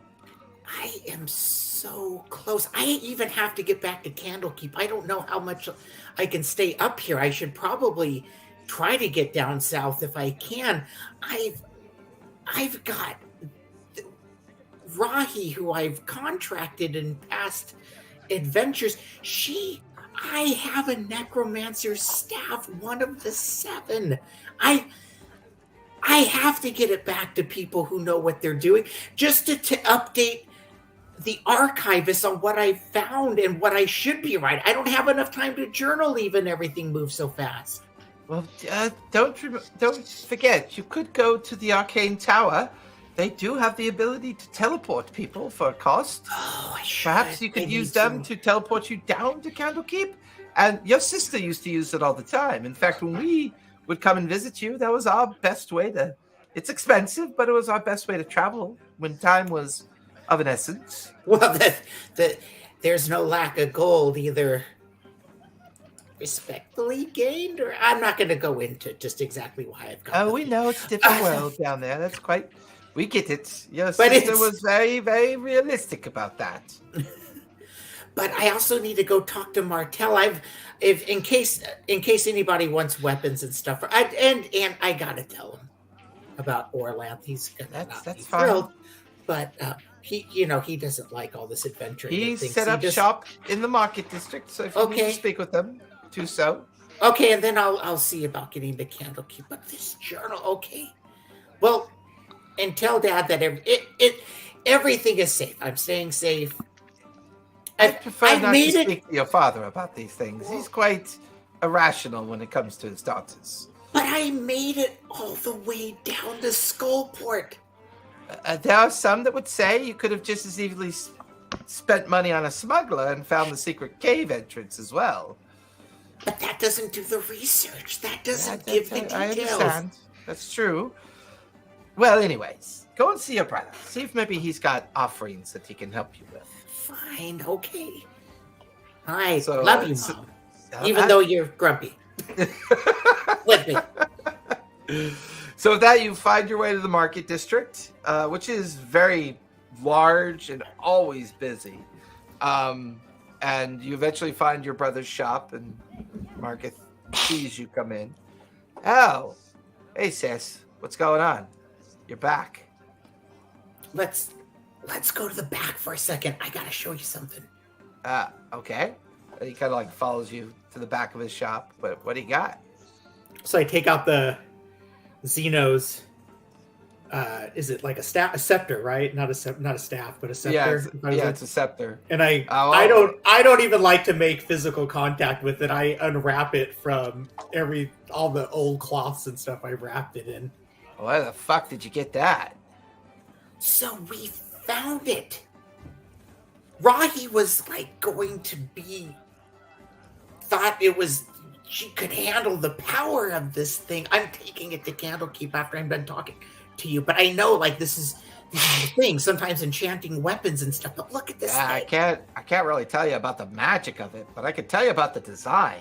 Yeah. That's you see down here at the end of the scepter, you see this little indentation at the bottom. Oh This yeah. This is designed to set into the floor. This is not really designed to be a weapon, I think. I think this is like what do they call it? Like decoration or offering. This feels like something you set into a floor and then it does something. Well, whatever the magic is that's related to it. Now here you see the way they've designed the scepter head itself. You see how it's got different facets and points Yeah. of orientation. There's you either put something in it or you put it in front of something so it could fracture light through it. So it's That like makes part of a larger use ceremony, not That just maybe. Yeah. not Yeah. like wielding and just getting skeletons to maim people. Well, I mean, if that's what you think the magic was designed for, I mean, there could be other Oh. magics in it that I mean, He was a this looks- necromancer. Well, yeah, sure. this looks a lot like a scepter an item I've worked with before called a summoning scepter, So, like- used to summon the dead. So I should probably hang on to it to see what happens in the lower levels, like opening something or part of a. Yeah, it could also be a key to something. It could allow you entrance into something as well. All I'm Alright. saying is that the way it's designed to be interactive with something. I just don't Okay. understand the nature of magic usually. Well, I don't want to. Yeah, I don't know how far to just shove it under people's noses and stuff. That's why I came Oh, to you. well, just so here's the thing. I know your tendency to go back to those academia fuckheads and work with them. yeah. And I'm here to tell you right now, sis, they're going to confiscate this from you. There's no way they're going to let you leave with it. This is like the closest relic to Blackcloak that anyone's ever seen. and it's clearly a part of a ceremony or piece of a puzzle or something, you roll into Candlekeep with this, they're going to put it in their reliquary vault to just seal it away. You know how they get paranoid about undead things. Well, can I leave it here until I get back? I gotta go. I gotta check in with them. Yeah, I'm fine with that. I'll hold on to it for you. Okay, so I shouldn't be any more than like 2 days up there or down there. Sorry. Well, then- okay. All right. I've got it. I'll hold on to it for you. You do what you got to do. Oh, well, and if some of the fellas roll by, like, Alex, Tier, if they're looking for anything, can you cut them a discount for me on my part? I mean, it depends on what they need, but yeah, I can help them out. Okay. Well, I'll let them know. All right. And I already spoke to Mom, but Orlanth is down there. She's already going into the lower levels from what people are telling me. It sounds like our sister, doesn't it? Well, I don't know. You know anything I find is just Hey, I saw her up above board, but I saw her about a year ago when she was getting outfitted to go exploring. Yeah. Gave her a bunch of kit and items to use. Haven't heard from her since, so I'm assuming she found something. Don't want to be found. The thing is, you know her reputation. You can't even go around just saying her name without expecting some trouble to follow on her. purpose. You don't think? She does that on purpose because she doesn't want people to follow her. It doesn't mean that she's that good. She just uses magics to fuck with people's heads so that she can't be followed. But what about like the crews and the jobs and the pulling off and the legends and the whisperings and the... I don't know. I think she's kind of, I don't know. Maybe it's true, maybe not. Look, go to Candlekeep, get what you got to get. Come back and get this thing when you're ready. Yeah. Well, I just know they don't give me a cool... They call her the Halfling Hexblade. They don't call me it. I don't get it. Anyways. All right. I'm not going to go into my sister issues with you. So what do you want to accomplish at Candlekeep? It'll cost you 250 gold to teleport there and back. So I want to go in and check some of the tomes I find with other colleagues, some of the archivists as well. The people who run they're called archives, right? I should have read up on it, but it's been like a few months. I wanted to check in with them and review notes and tell them about these disciples we've in the book too, in some of my notes of what we've encountered so far, and then what might happen at the lower levels. Give me a persuasion check for starters. Okay.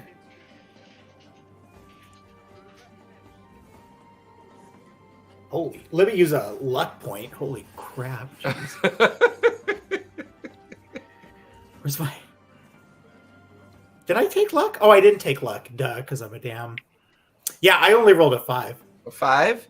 Yeah. Give me investigation with disadvantage as you're struggling to find anyone to help you.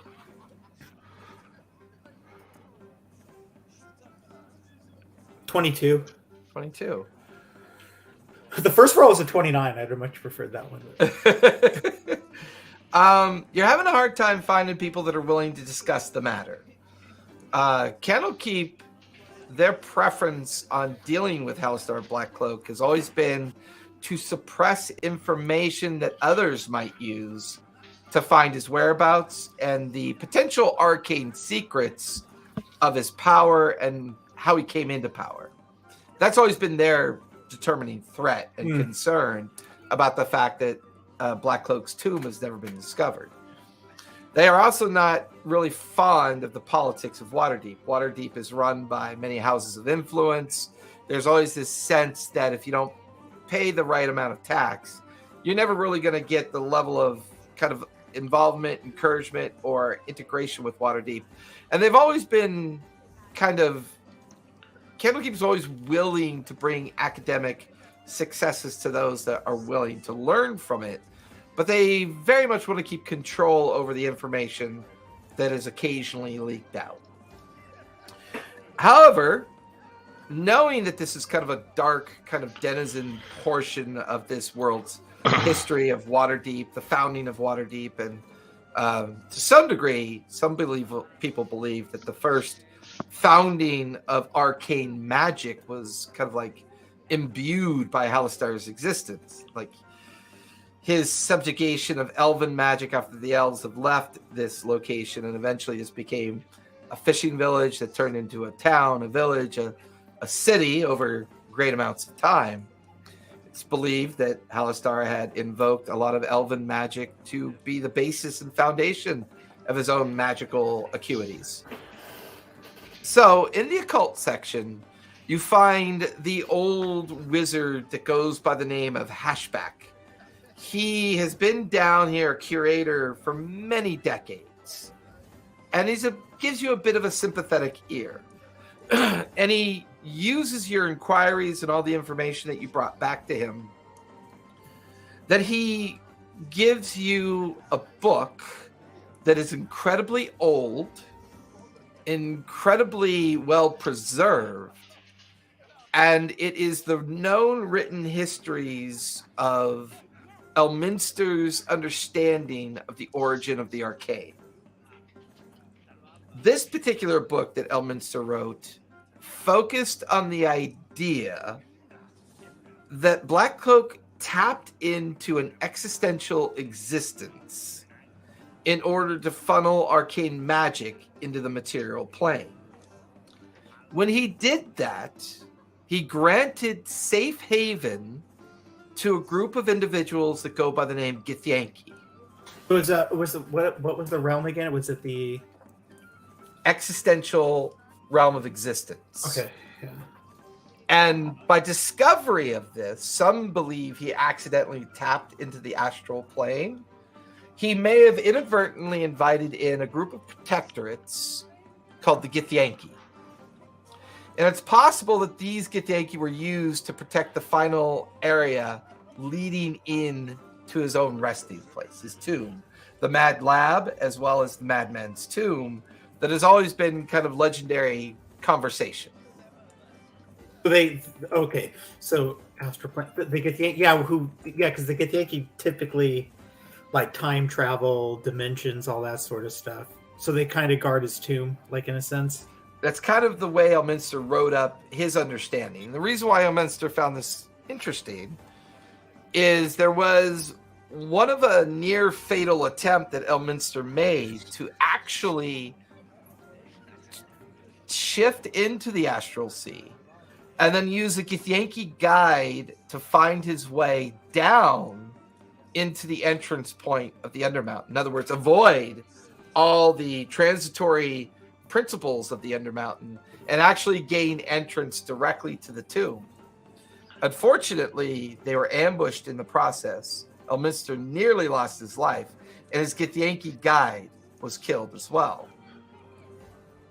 So there's a theory that Blackcloak was tapping into lots of potential places of existence to harbor the necessary arcane energy and spells to actually accomplish whatever his final goal was.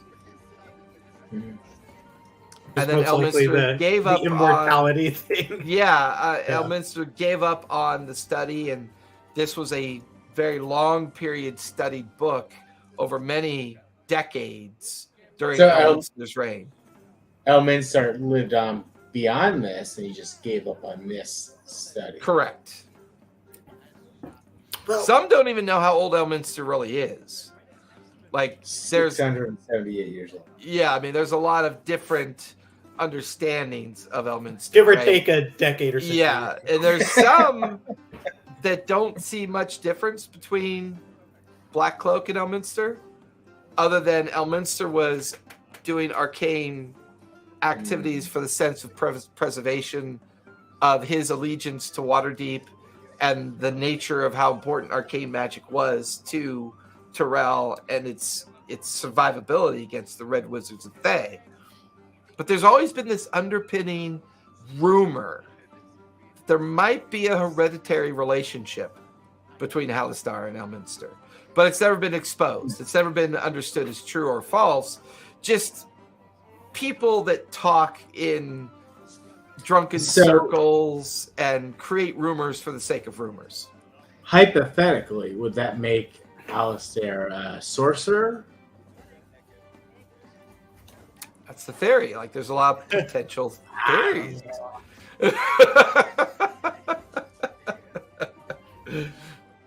And that's one of the reasons why I love using Elminster in conjunction with Halaster, because there's a lot of stuff written about them, and there's a lot of conjecture and rumor overlapping about how they coexisted throughout different planes of travel, times of existence. Some even conject, and I'll say through just general practice of being in Candlekeep, one of the most pervasive rumors is that Halaster was successful, and then suddenly Elminster comes into existence. So there's always been a strange connection to that. So I surreptitiously take out the book that I know was stolen from Candlekeep, the 7 Disciples of Blackcloak, and I show it to Hashback, and I say, "Oh, this is fascinating. Where did you find this?" Well, I came across it in some of the opening levels of the Undermountain. And last time I saw this, I allowed your sister to make a copy. Oh, so that's how it ended up there. Bit of a You sticky think? finger, your sister. Well, I mean, no, everybody knows not to give her stuff. She's a smuggler, for crying out loud. But so do I hang on to it, or do I give it back to the higher up, saying because it's my job to find these things and return them most of the time when I'm not doing this I think you will research? earn a great deal of credit if you return it.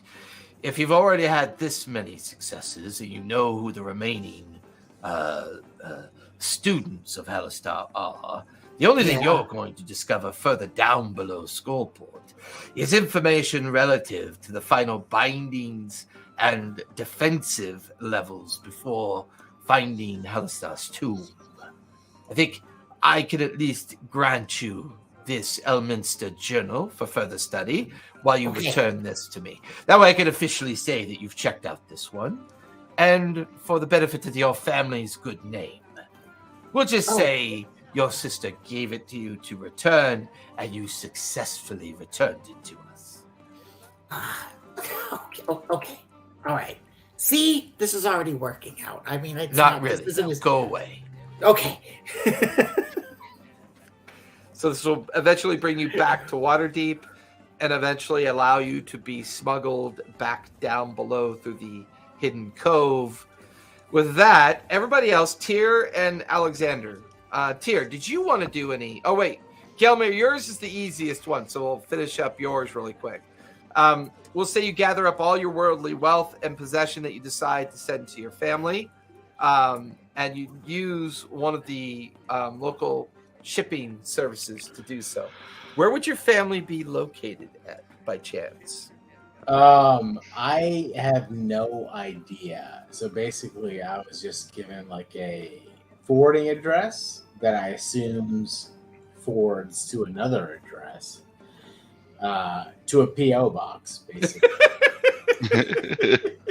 To a geo box, a goblin box. Yeah. So I don't know where my wife and child are. I just am gonna try and send them like absurd amounts of wealth. Gotcha. Okay. So that's the only thing you do up in Waterdeep as far as you're concerned. Yeah, so Okay. I'm there somewhere between like 2 hours and 17 days. I'm not sure.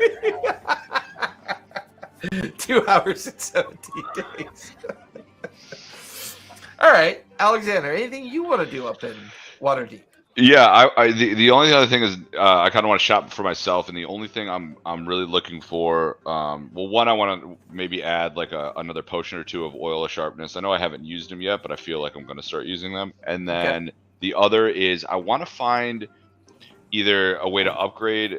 I mean, I have good armor, I have half plate, but I want to either upgrade it with like necrotic or psychic resistance, or maybe any sort of thing that maybe I can discover that we're going to be going into. I feel like I'm going to be more of the tank now, so I kind of want to either add some resistances or some sort of way to reinforce it, or negate crits or something like that. That like I feel like I'll prepare myself for is what I'll taking do. advantage of previous information that Winthrop had left with you. You track down her brother in the great market of the central part of Waterdeep. And we'll say you spend a couple days there. You say your goodbyes to your new monk friend, as she is now traveling back towards 10 Towns, where she had planned on traveling to. So you guys had your fun and your good time, and she agrees that if she's ever back in Waterdeep, she'll look you up. You track down what's your brother's name again, Winthrop? Martel. You eventually track down Martel's shop, and you kind of like introduce yourself. Yeah. Winthrop said that you might come by. So you want this breastplate to be resistant to necrotic or psychic? I'm going into going further deep into the Undermountain, and I'm trying to figure out, like what's the best way. I'm going to be taking a lot of blows. They already think I'm invincible, not invisible. Gosh, it's been a long day in the Undermountain, and I just want to make sure that I'm prepared for all the forthcomings that are going to happen. And yeah, that makes sense. Traveling with either of my sisters is always a delicate balance for sure. Sure, let me take a look at that. And you watch as he pulls out like a ceramic urn filled with like a liquid, and he begins to rub it on to the half plate. He then pulls out another component pouch with a kind of fine diamond dust that he begins to kind of spread out, and the liquid infuses it. This is good. This is a good piece of armor. Somebody knew their stuff when they made this. What does it let you do now? What are you able to do with it now? Absolutely nothing. It's just basic. Is it basic or master crafted? Because this is way better than anything I could do. Yeah, I mean, it's. I'm pretty. I feel like I got it from a good vendor, Well, I wish you knew their name, because they know their shit. Anyways, give me another hour. Just give me an hour or so. It's just I don't have to actually craft it, and all I got to do is infuse it with some of the innately magical things. I think we could do something there. And so an hour goes by, and he comes back, hands over. Yep. Somebody had something for me? Yeah, so just to jump back, sorry. That's fine.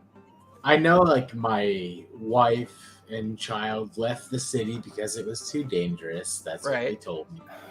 I'm just wondering if like I know that she lied to me and she's in this city with my child and somebody else. Yeah. I was gonna wonder about that. So give me investigation as you start. We'll say part of your after collecting all the money and then shipping it off, you decide to go down memory lane, and you're like, I wonder if she really did move. So that's an 18. Okay. All right. We'll come back to you in a moment. Okay. So Alex, as he brings the breastplate back to you, so this is what I was able to accomplish with this. Number one, it's going to give you a +1 to your armor class now. I was able to use oil of hardness with the diamond dust to give it a better armor class. Now, applying that oil of hardness, I can't do much against psychic enchantments. That's a bit more of a wizardry thing. However, I also infused it with the undead ground up bones of a graveyard corpse. And then I layered it with another oil of resistance. The best I could do is I can give you resistance to necrotic effects. Well, thank you so much. I appreciate it. Oh, by the way, the oil of hardness with the diamond dust, giving it a much harder and it extracts some of the metallurgy from it into the enchantments. This is going to wear like light armor now, so you won't be burdened with any difficulties of stealth. Oh wow. Okay. Well, how much is this going to cost me? Oh, you're a friend of my sister's. That's perfectly fine. Just see to it she doesn't get killed. That would be helpful. Oh yeah, that's the whole idea of this armor. I'm going to be taking the blows so that she doesn't have to. Yeah. Wow. You know what? I have if you want it, just for the heck, I have an extra belt of defense. It's like I got this from doing the fighting pits. I got 2 of them actually. I don't need them both. I can even give you both of them or one of them. I don't really care. I would gladly take both of them. I could enhance them or sell them, or that'd be a great trade. Sure, absolutely. Yeah, I'll give you that. Just whatever. No. Anything that keeps my sister alive, I'm more than happy to accomplish for her. Yeah, let me ask you. I got her a gift. Oh, what'd you get her? They call it the amulet of like Demon's Eye or something. Oh, and fascinating. ideally, she'll be able to like look at certain objects and understand its lore and history. Oh, well, every she'll once in a definitely while. appreciate that. She's very much into that shit. Yeah, no, she's really been kind of keeping us all on the same page. I forget everything that we've already done, to be honest, and she's just keeping detailed notes. You take a lot of blows to the head to keep her alive. That's expected. Yeah.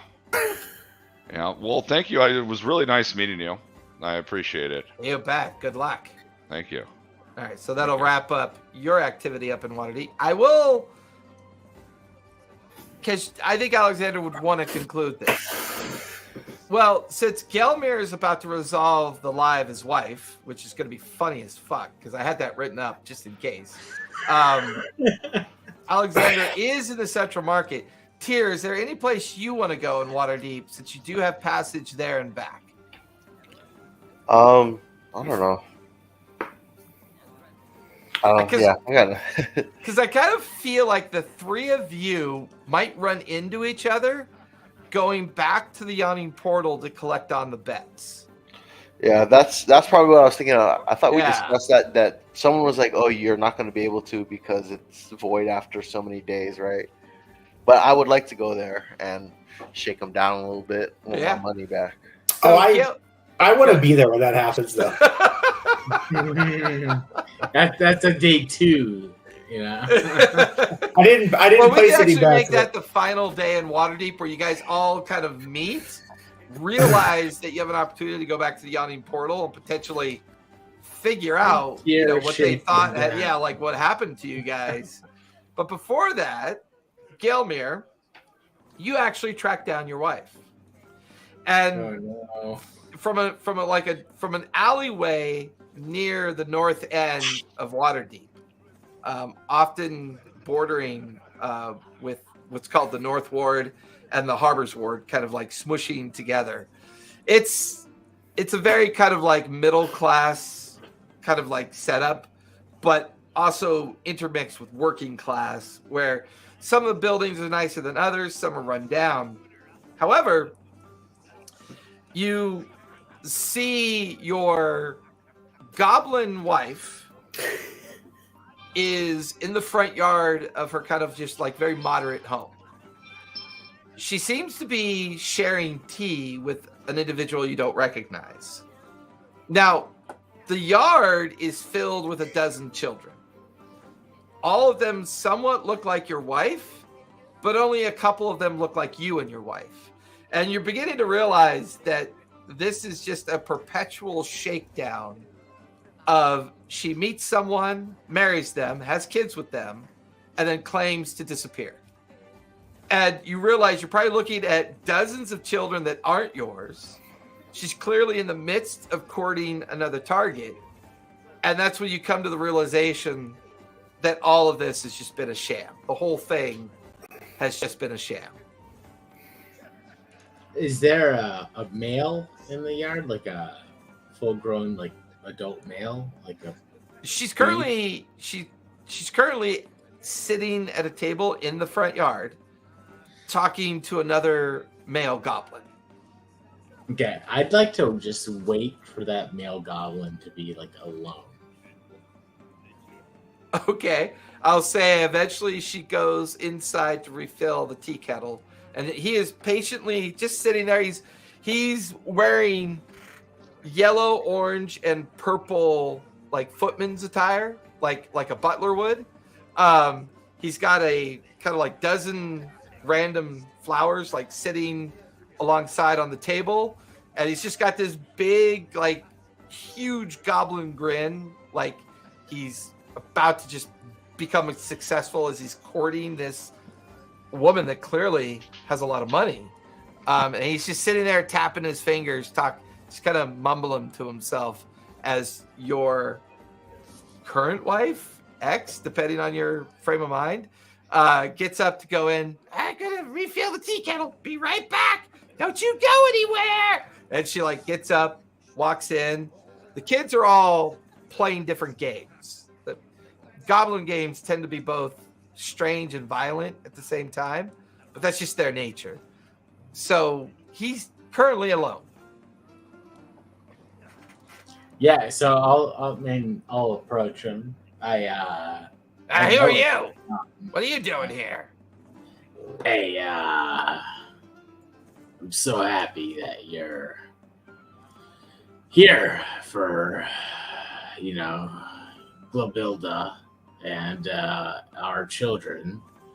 What? And, Who are you? I just don't just let me finish. All right, okay. I'm so happy that you're for Globilda and our children, and it looks like you've had your own children, so that's great. Okay, kids need kids to play with. That's just how things go. Yeah. So I'll continue to provide for this household. I'm just a little distraught because, she told me that she needed to leave this city because it was so dangerous. So that's why I went into the Undercity to, And like as you two are having this conversation, like at the fence line, there's a third goblin that arrives. And he's like holding flowers and like wearing all yellow attire. Hey, who are you two? Like, hey, you should come in for this conversation. And he watches walking. There's a fourth one. Hey, I came here to pick up our. What? All right. I'm ready for a presentation. I've been reading books. A few of my people like to talk, All right, all of you. I'm glad you are doing well for my wife, Globilda. Your wife? I'm her first husband. Who the fuck are you? Stop. I'm talking. I'm saying the big words here. So I am going to continue cleaning out this city so that we can be happy together and raise our child. The plural form of child is children. You could and potentially your children. Things have happened since I've gone for somewhere between 2 and 97 years. I don't know how I've been down there. But overall, we just need to agree that she's my wife and I am gonna come back and raise this whole farm of goblins. Thank you all for coming. Please continue to make my wife happy in my absence. And I hope to not see you on my return. It's like, as soon as you do that, you make your exit. It's perfectly timed. Because as you make your exit out of the yard, you walk past another goblin that's like whistling and going up towards the front as well. And before long, the last thing you hear is 5 goblins fighting with each other. And as you look over your shoulder, there's your wife just smiling, just standing on the stoop of the doorstep, smiling, sipping at her tea, as this form of chaos is exactly what sustains her. And this is the very first time as you received word from Alexander, Tyr, and Wintrude that you're going to meet up in an effort to go and collect the debt. Like, you're holding the message, like, this is awesome. You get to go back to where the beginning of things were for the most part, a little bit. Back to the Yawning Portal tavern. learn a bit more. But as you feel that chaos in your mind that you just implanted in that area, this feeling of overwhelming amazingness comes over. You hear this kind of disembodied voice in your mind. That was very well done. Yeah, classic Zelda. I can't wait to show you what you're capable of. Yeah, It's at me that- too, right? And it's at that point, Wintrude, Alex, and Tyr, you watch as Gelmir comes up the pathway towards the Yawning Portal, and you just overhear him say, "Yeah, me too." He's like talking to himself out loud, and the four of you are now standing in front of the Yawning Portal. It's the last day in Waterdeep before you're set to go back down below through the smuggling group, meet up with Shogu, and begin to plot day one of your journey deeper into the Undermountain. What would the Oh four my of god, you like to do? Rogos! I know you. We were hanging out earlier, Rogos. Well, Rogos. I am so Rogos. happy to see you guys. Yeah, Shogu's Yeah. not there. Shogu, they're still below. So Shogo, it's just the right? four of you. Yeah. Is it Shogo or Shogo? Help me. Shogo. Shogo. Well, I'm just so happy to see. I got you guys all gifts. Oh my god, you got me a gift? You got me a gift. Yeah. I'll save your gift for last because, to be honest, Okay. it's the most special of them all. Okay, but give it to me first and then say it's last. Okay, yeah, no, that's fair. That's fair. Well, And inside your mind, Gelmir, you just hear, "This is gonna be fun." so I hand him I first hand him like the loop. It's like the inspection thing. I'm like, this should give you some quite an advantage when you're looking to inspect things. Oh my god, it's the best thing I've ever gotten in my life. But this and I pull out of my bag this beautiful, gorgeous box, and I'm like, is this something that would be interest to you? Oh my god, it's full of gems? Apparently, no one's been able to open it, but. And then I immediately just grab it and run to the corner and just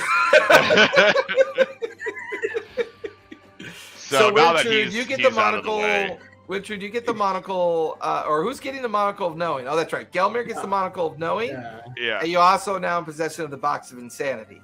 Yeah.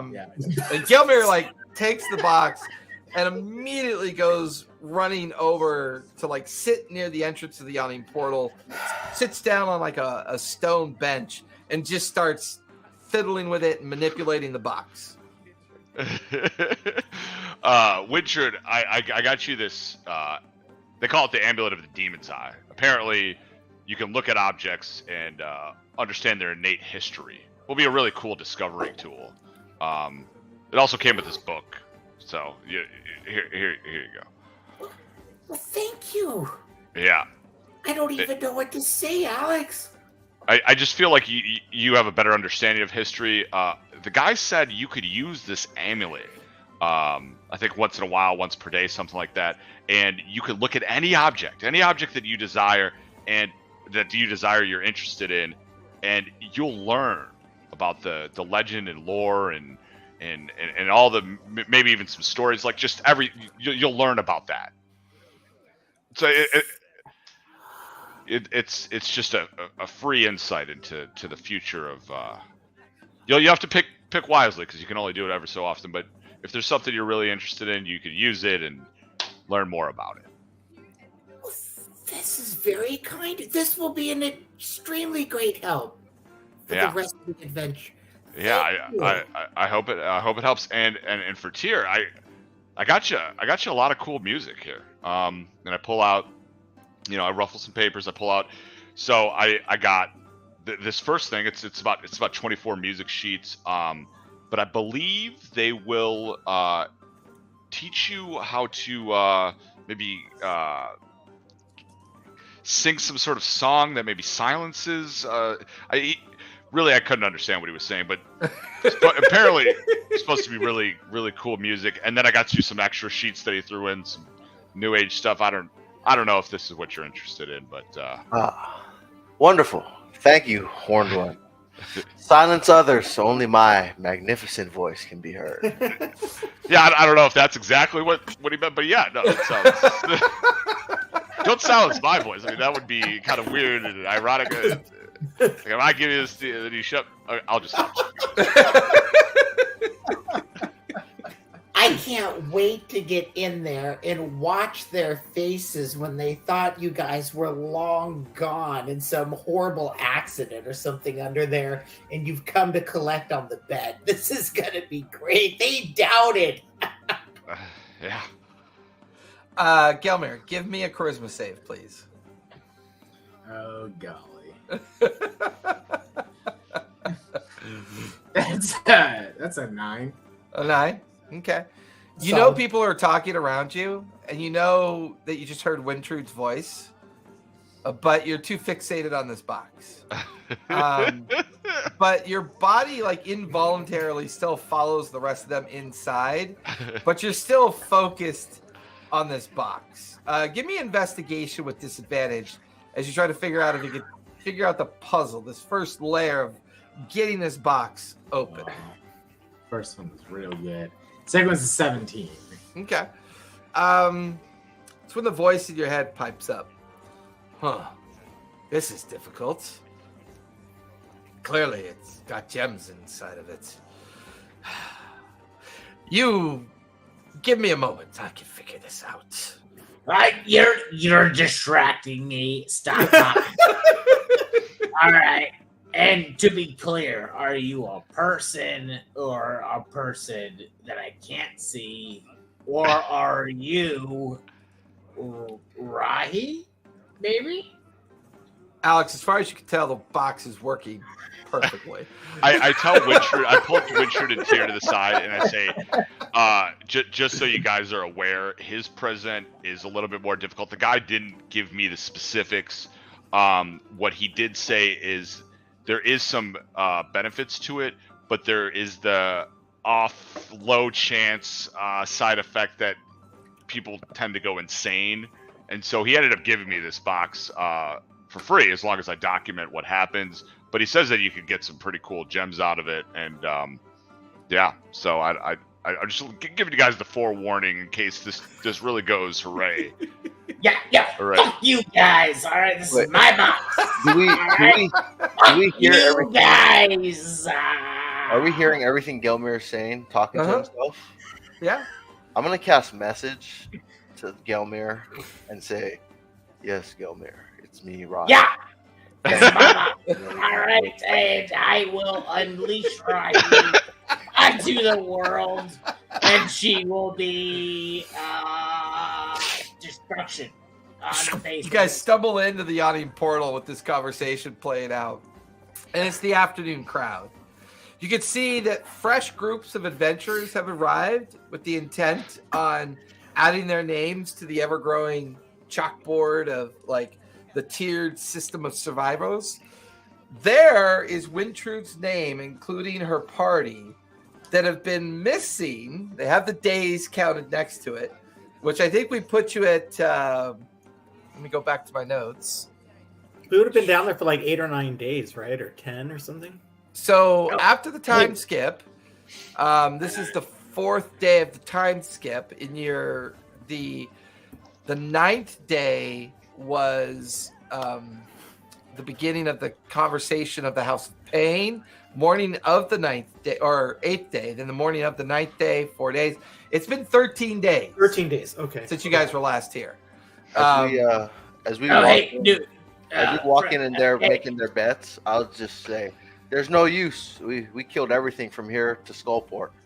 But I came across two new friends. I think they're going to be great.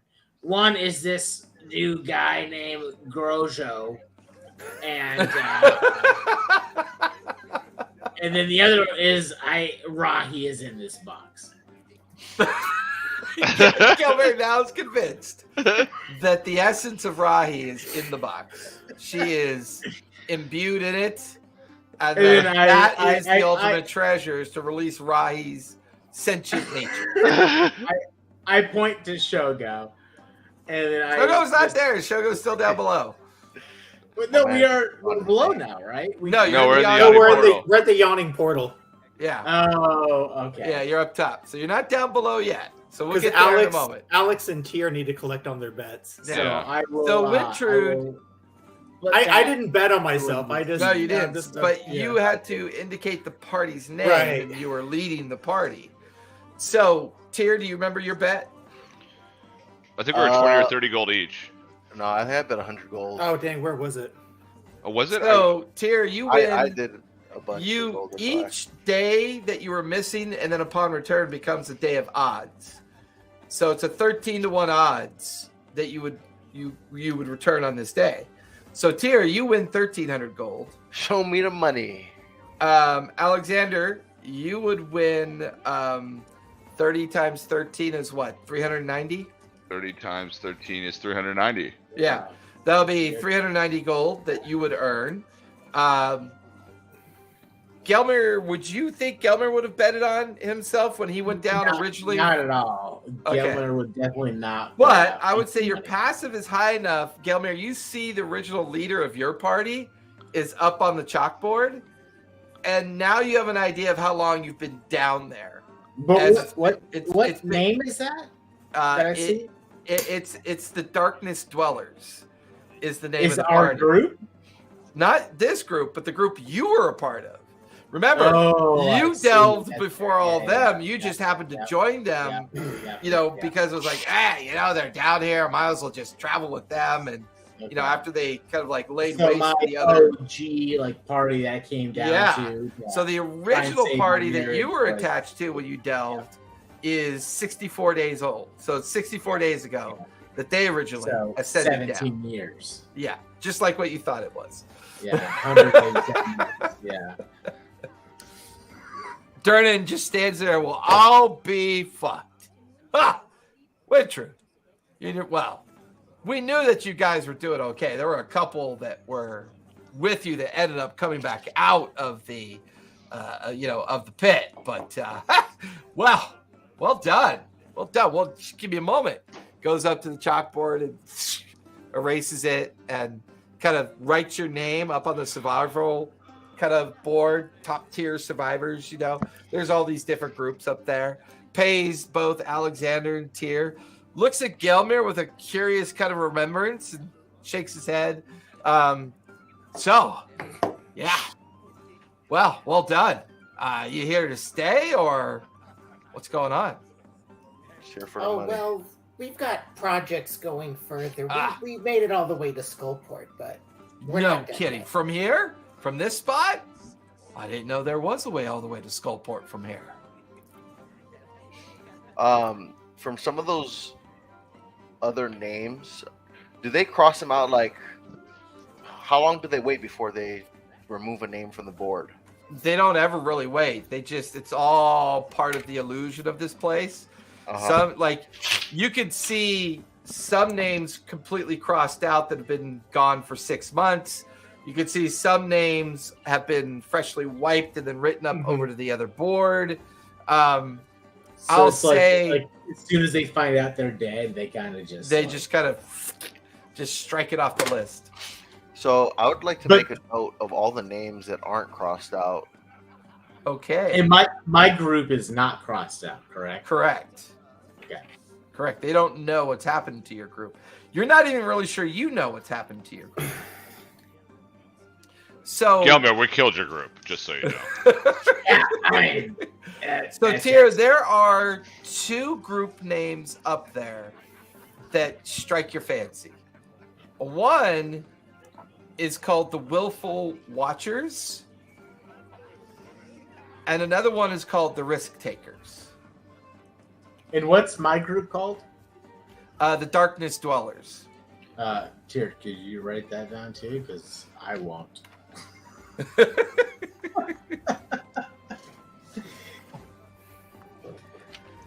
So there's the Willful Watchers, Darkness dwellers. and then the Risk Takers. And none of their names are crossed off, so none of them have returned. You get the feeling that either they are still somewhere down below in an area that you haven't discovered yet, because the Undermountain's a pretty big space. There's lots of different ways to go and different opportunities. Both groups seem to be made up of what look to be kind of traditional kind of adventuring parties. Those that study the arcane, roguish types, fighter types, and there's lists of their names associated to each of the different groups, and you kind of commit all that to memory to possibly keep an eye out for them as you delve deeper with the rest of the kind group. of like a guild hall, basically, right? Well, the Yawning Portal is basically this giant multi-tiered tavern.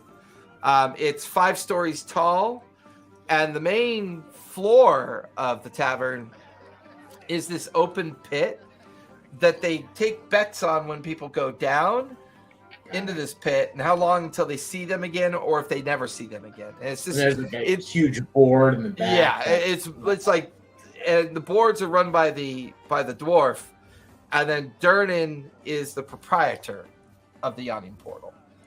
Got it. So with that, let's gather your winnings, get your information, get new gifts, and eventually, on the final day after being smuggled back down in through the secret cove and cave over by the harbor district, you arrive on the morning of day 5 at the overflowing urn. There, waiting for your arrival, is Shogo, as they are sitting with their very strange person that they call their daughter. And there is a table filled with kind of like just food and drink to kind of like accompany the conversation that might be happening next. As the 4 of you take your seats at the table with Shogo, and you're now back in Skullport, back in the overflowing urn to discuss your next steps. This is Goros. This is the what I was talking about. Shoros.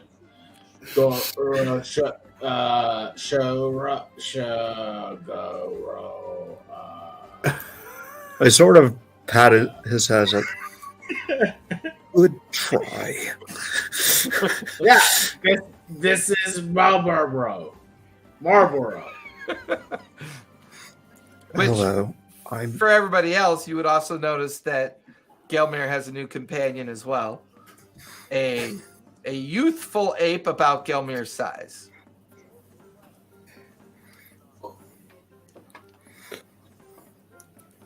Well, who's this little guy? Shh. I'm not giving him attention because then he'll crave for it. Okay, I'm training him. Don't just pretend he's not there. Okay. Wait, you're training him to be ignored? Shh. Yeah, he's little gorilla. Little gorilla. Yeah, just if you give him attention, then he's gonna want it. Just don't give it to him. What sense does that make? What's bad about giving him attention? God damn it, Wintrude. I don't know. If I need to, you got books? Find books and read books. Okay, that's a bit aggressive. I mean, we just want to make sure, I just found out that my whole life might be up in ruins. So, at a bare fucking minimum, you're gonna not pay attention to this fucking monkey. What I happened? With your, cover because It's like the least you can do is not pay attention to the goddamn gorilla that's following you around. Totally makes sense. This is all adding up to me. wait, Gelmir, I'm so sorry. I didn't have any sympathy. What? For you. What? What happened to your wife? I didn't even ask. I feel. No, my wife is fine. My wife is fine. Things are fine. Things are okay. Okay? Okay. No, I won't ask about it. Yeah. I feel bad about giving you that box now. We just need more gems, and we need to get more money, and things will be okay. What happened to the money you had? This box is gonna be the fucking key. Yeah, I kind of want to take the box back. Actually, I No, feel. no. This box is the key to my marriage. All right, things will be right as soon as I open this box. I'm telling you, he said the box can't be opened. He said no No. one's ever opened it. Yeah. That he hasn't let down yet. All right. That box will be open, and things will be great. Fuck.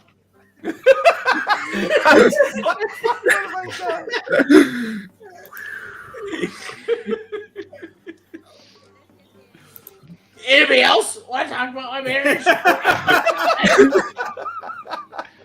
Dude, maybe play him a sad song. I mean, a great song, a very motivational song. Go Rose, go show Rose show, go Rose show. Cho bro. Anyone want it? So it's also at this point, Wintrude, as this kind of like bizarre Gelmir is like going off. Now you know you have the heart to tell him the truth. It's not actually a young ape. It's really a chimpanzee, but they clearly convinced him that it was a young ape. Just pile it on. Let's go. You leaving Zia? Okay, what's Jameson going with you? Is it okay, Gelmir, that I have paid enough attention? Oh, just a little to little gorilla. That's a chimpanzee. That's not a gorilla. Sorry. It's a chimpanzee. What's a chimpanzee? Well, it's not a gorilla. It's a chimp. It's not going to get as big. I'm gonna name him Clyde. The fuck is a chimpanzee? Can I just say, for a ranger, you have a curious ignorance when it comes to just animals. I thought that was so big. now you're insulting my job?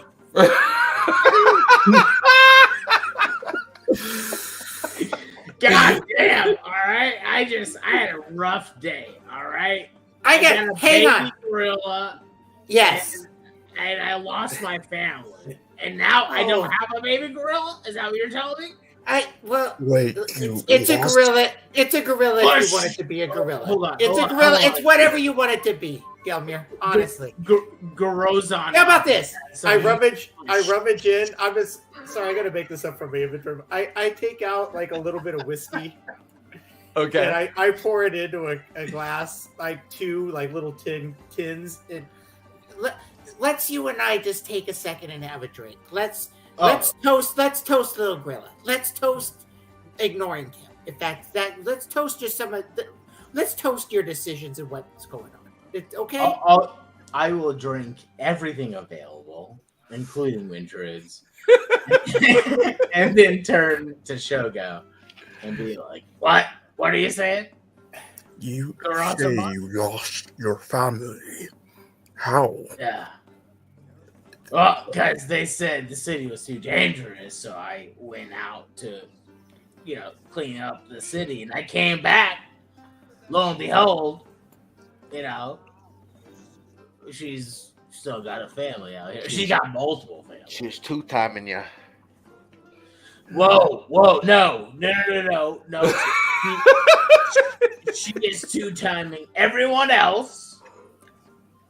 And we're gonna get together once this city is cleaned up. All right. All right. Sounds good. Gelmir, give me a Constitution save after drinking like an entire table's worth of booze. That's gonna be a solid 14. Okay, you're drunk, but you're not passed out. But you're there. What's the chimpanzee? And then there's a hole. I'm just gonna say there's a hole. You know what? Fuck it. I'm gonna go in the hole. Just don't roll it up. That's where I'll be. You watch this camera unfurls the portable hole, lays it on the ground next to the tavern, and Holy next to the shit, tavern there's- table. 2 dead bodies. Yeah, what happened to the guys that he rolled up in there before? What happened to the guys who rolled up in there before? Wait, Xanathar never wanted proof that we actually killed the guy or like see his body. Well, no, because he was able to move in. The proof was the fact that the guy's gone. Yeah. He was able to move in. So Those dead I- bodies have been rotting in the portable hole for like 5 days. Can we pull the bodies out? Yeah, no. I throw out the How horrible is this? giant or Halfling. the whatever it was, halfling, whatever it was, and then I throw out the main guy, but like I take his necklace off before I throw him out. I thought it was I thought it was magic though. Didn't it like? What did it do to you last time? I Made you have no fearful. idea. Made you fearful. Yeah, Remember you ran so away. I fucking died to try and pick gems off a statue. That's not gonna take me from. And then when you with No, the I'm big not guy, saying- can you pull him out. That guy was huge, right? It was a massive. Just put the hole upside down. Are we doing this inside the tavern? Yep. Yeah, 100%. I am like for real, just doing this. Yeah, but it was a half giant and then the halfling, right? Yeah. The half shine. I don't know if you would be able to pull him out. Put the hole upside down. Let them fall out. So I ask for help to pull the Yeah. half giant out, and then while they're pulling him out, I take the amulet off the halfling and Okay. then throw him out too, Okay. and then I take a nap in the hole. So the overflowing urn in the morning is not a particularly popular spot. So the only thing that happens is the hobgoblin barkeep comes over. Listen. And then kind of looks over at Shogu, looks at the rest. You know what? There's not many people here. I'm going to have them leave and just have this. You know what? Never mind. Kind of looks at the decaying form of the half giant, the halfling's decaying body, looking at the rest of you. Never mind. And you watch as he moves to the rest of the tavern, like shoos out the other dozen people. And as the door closes, he hangs a sign, it says closed for repair, and he shuts the door. And the smell of the decaying bodies just kind of permeates into the downstairs portion of the overflowing urn. Just when you're done, just get rid of. Oh God, that's awful. And he just kind of like disappears into the back. All the helpers and like people that serve drinks all disappear as well. The 5 of you are left alone with a snoring Gelmir down in the portable hole. The rotting remains of a half giant and a halfling. And currently you're sitting at a table with Shogo as well. Anyone have a shovel? Or you two. just gonna go in the front and just dig a hole? Or we have to. What about some discretion? We would have to go further out. You can't just. Is there a furnace in this place? Maybe we could burn it in you can't just throw it in the hearth and good luck. I mean, there's the two big fireplaces in the dining halls. Oh God. Okay. We do not have the facilities to do a proper cremation. You mean we can't get the fire hot enough to really fully burn everything? At best, you'll get overdone burger. Shogo, don't you like dead bodies? Isn't that your thing? Do you like eat them or what? Why? I'm dressed like this because I have an illness, an unsightly illness. I'm not some. What do you think I am? I thought you worship like the god of death. Is that illness caused by cannibalism? Whatever god that would be. And it's funny because as Shogo say this, like the person that they introduce as their daughter, there's always like a few flies buzzing around it. And there's always just this kind of sweet smell coming from his daughter or their daughter. They never really talk or do anything. They're just kind of always just there. and never really reacting to anything. Like I whisper over at Tyr though, and Tyr and Alex. How do we keep ending up with like somebody without like a face or just a, you know what I mean? Like Winter, that's rude. Shogo, I know, but this is absolutely rude. It's unacceptable. What is the chimpanzee doing right now? Shogo, No, the chimpanzee. it's like the chimpanzee jumped down in the portable hole with Gelmir, and it's just kind of like playing with Gelmir's feet while he sleeps. That's like top 10 questions I never thought I'd have in a D&D experience. Like, what's the chimpanzee doing right now? What's that being up to? So Shogo, you're like a priest type, right? You're like, but you're like holy but unholy. I'm really fascinated by this, to be honest. I'm merely a healer. That's all I've done my entire life. Well, what do you worship? Do you worship somebody? What You're would give a you that priest. impression? hey, I don't want to be rude or like get kind of break into getting to know you time or anything, but what are we gonna do with the stinking, rotting corpses that We're are back here? in the hole. Is that? We're back in the hole. Winchard, We're dumping the I'm water. trying to get to know our new party member here. Oh boy, Right? we will. Can we? I I'm just I'm really pushing the don't bodies want back this. in the hole. Yeah, you watch the Tears like fuck this shit. He's like pushing the bodies back into the hole. And See, then Winchard, I like it's all to gonna be drop I taken like care to of. think that the chimpanzee pushes them back out. I'm holding it like this, like 90 degrees, so it just falls back into it. So They're like literally fighting. He's fighting with the chimpanzee over the fucking. And finally, Tears like, oh, we'll just get Gelmir later. Tear like rolls up the hole, folds it up, and puts it in his like.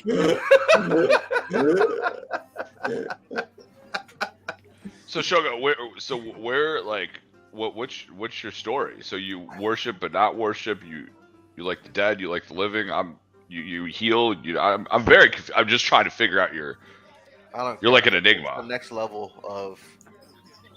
I'm just, well, I admit I dabble in healing magic. I spent my entire life trying to master healing magic. My reasons are, well, I sort of gesture down on my body. You can kind of understand why I might be interested in studying ways to fix malformed flesh. Are you? Is Rahi your sister? I'm Rahi's physician. Are you a boy or a girl?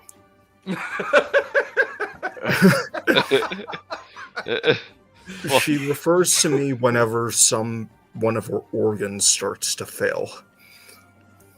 Okay, so you became a doctor. I am a doctor, yes. That is the best summarization. Were your parents doctors? I'm from a different culture. We did communal raising. I wasn't actually that familiar with my parents. Okay. It's The hippie doctor. it's not worth.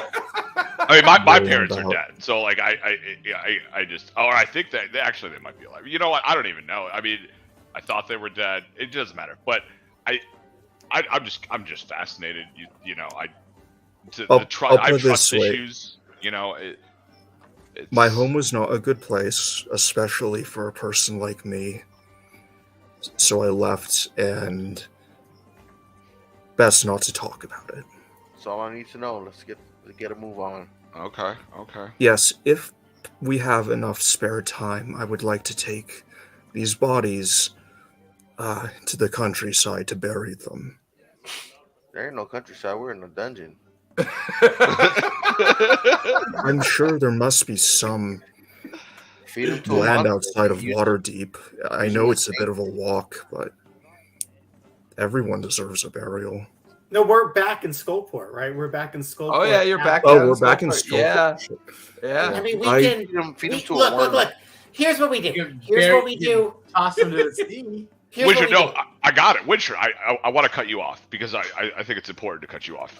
I think we put them on a raft and then we burn them like the northern, like the ice with the 10 towns, like that area. Like I heard that they like burn bodies and send them into the sea. So like maybe we could burn the bodies and then he'll get the yeah. Sorry, Witchard. That I'd like to come up from the hole after a rest at this point. Okay. So, Oh, you guys met Rose Show. It's Shogo, you drunken buffoon. Sure, no. you'll get it eventually. Yeah. Go Show. So, we could probably just get to a part of Skullport near the outlet of, the harbor. We could just dump the corpses into the water. No, that's basically. rude. Burn them on a raft. Why? Are we doing What? anything about corpses? I can. Why are we getting so ceremonial about it? Like, Because when Shogo they- wanted to bury them, and we can't bury them, so we might as well burn them. there is a stretch between the upper and lower tiers of Skulltorth called the Saragoth. And the Saragoth is a series of kind of like mazed tunnels and exposed underworn areas that is often used as trash piles. And over the years, they've kind of like aggregated into this kind of like strange design of underdark kind of like development or growth of mushrooms and lichens into like this bizarre kind of underdark forest. Mushroom. Yeah, it feels like that'd be a good spot to probably dispose of the remains. That would be suitable enough, I suppose. I mean, Hushog. I'm just gonna say, like, I can, between me and Grimmets and Lil Gorilla, we could probably just eat it if you really wanted it. No, that doesn't sound. I'm not gonna watch you eat it. You don't have to watch. It's not like a show. If you So are is willing to this- store the bodies in the portable hole so that we can transport them more easily, I would appreciate that. Absolutely not. That's super gross. Tears I'll like, eat it. I'll eat it. yeah. I'm not gonna put that shit in there with my gold. Oh, you know what? I figured out the solution. Let's just pay somebody to take care of it for us, and then let's move on. Wait. How much you gonna pay somebody? How much? It's none of your business. Because I mean, I got a portal hole. I'm gonna I- teach the chimpanzee how to do Money's right. that. I'll store those bodies. It's money's right. So this is the collective conversation that's going on as you guys leave the overflowing urn. There's a lot of strange looks, but the rumor that was abound about the legendary status of this group and how it got itself involved with Zenithar. The first time you realize that people are looking at you both with mixed concern and fear at the same time. As we drag Rahi's body, correct? Because we still haven't decided on a for real burial situation. So with that, that's where we're going to finish tonight. Oh, who did we lose? We lost Woodchurch. Chris. Chris, He either hotkeyed himself or his power went out. just powered out. There's a timer at 2:08. It's just I shuts know, it right? down. It's quarters. So everyone, thank you for coming out. We will be back. Are we good for? Oh, there's Wintrude. Are we? Are we all good for next Sunday? Everybody good? Good. Yeah. Good. And Zach, sorry for repeatedly making your name wrong. I No, as a goblin. I get it. It's strange that you're messing up such a simple name, but It just felt Gelmir. That's all. So you guys go ahead and linger. We'll talk about next week. But where we're finishing off tonight is you guys are currently making your way to the Saganith to dump off the remaining corpses and then possibly head towards the secret entrance down into the next level of the Undermountain. So with that, everyone, thank you for coming out. We really appreciate you. A lot of new watchers today. Chav dropped in. So everyone, thank you. Be kind, be safe. Don't forget to play a game. We will see you next Sunday. Everybody else linger, and we will talk about the schedule and talk about the recent level up. Bye, everybody. One of these days, I will click on the right button without... There.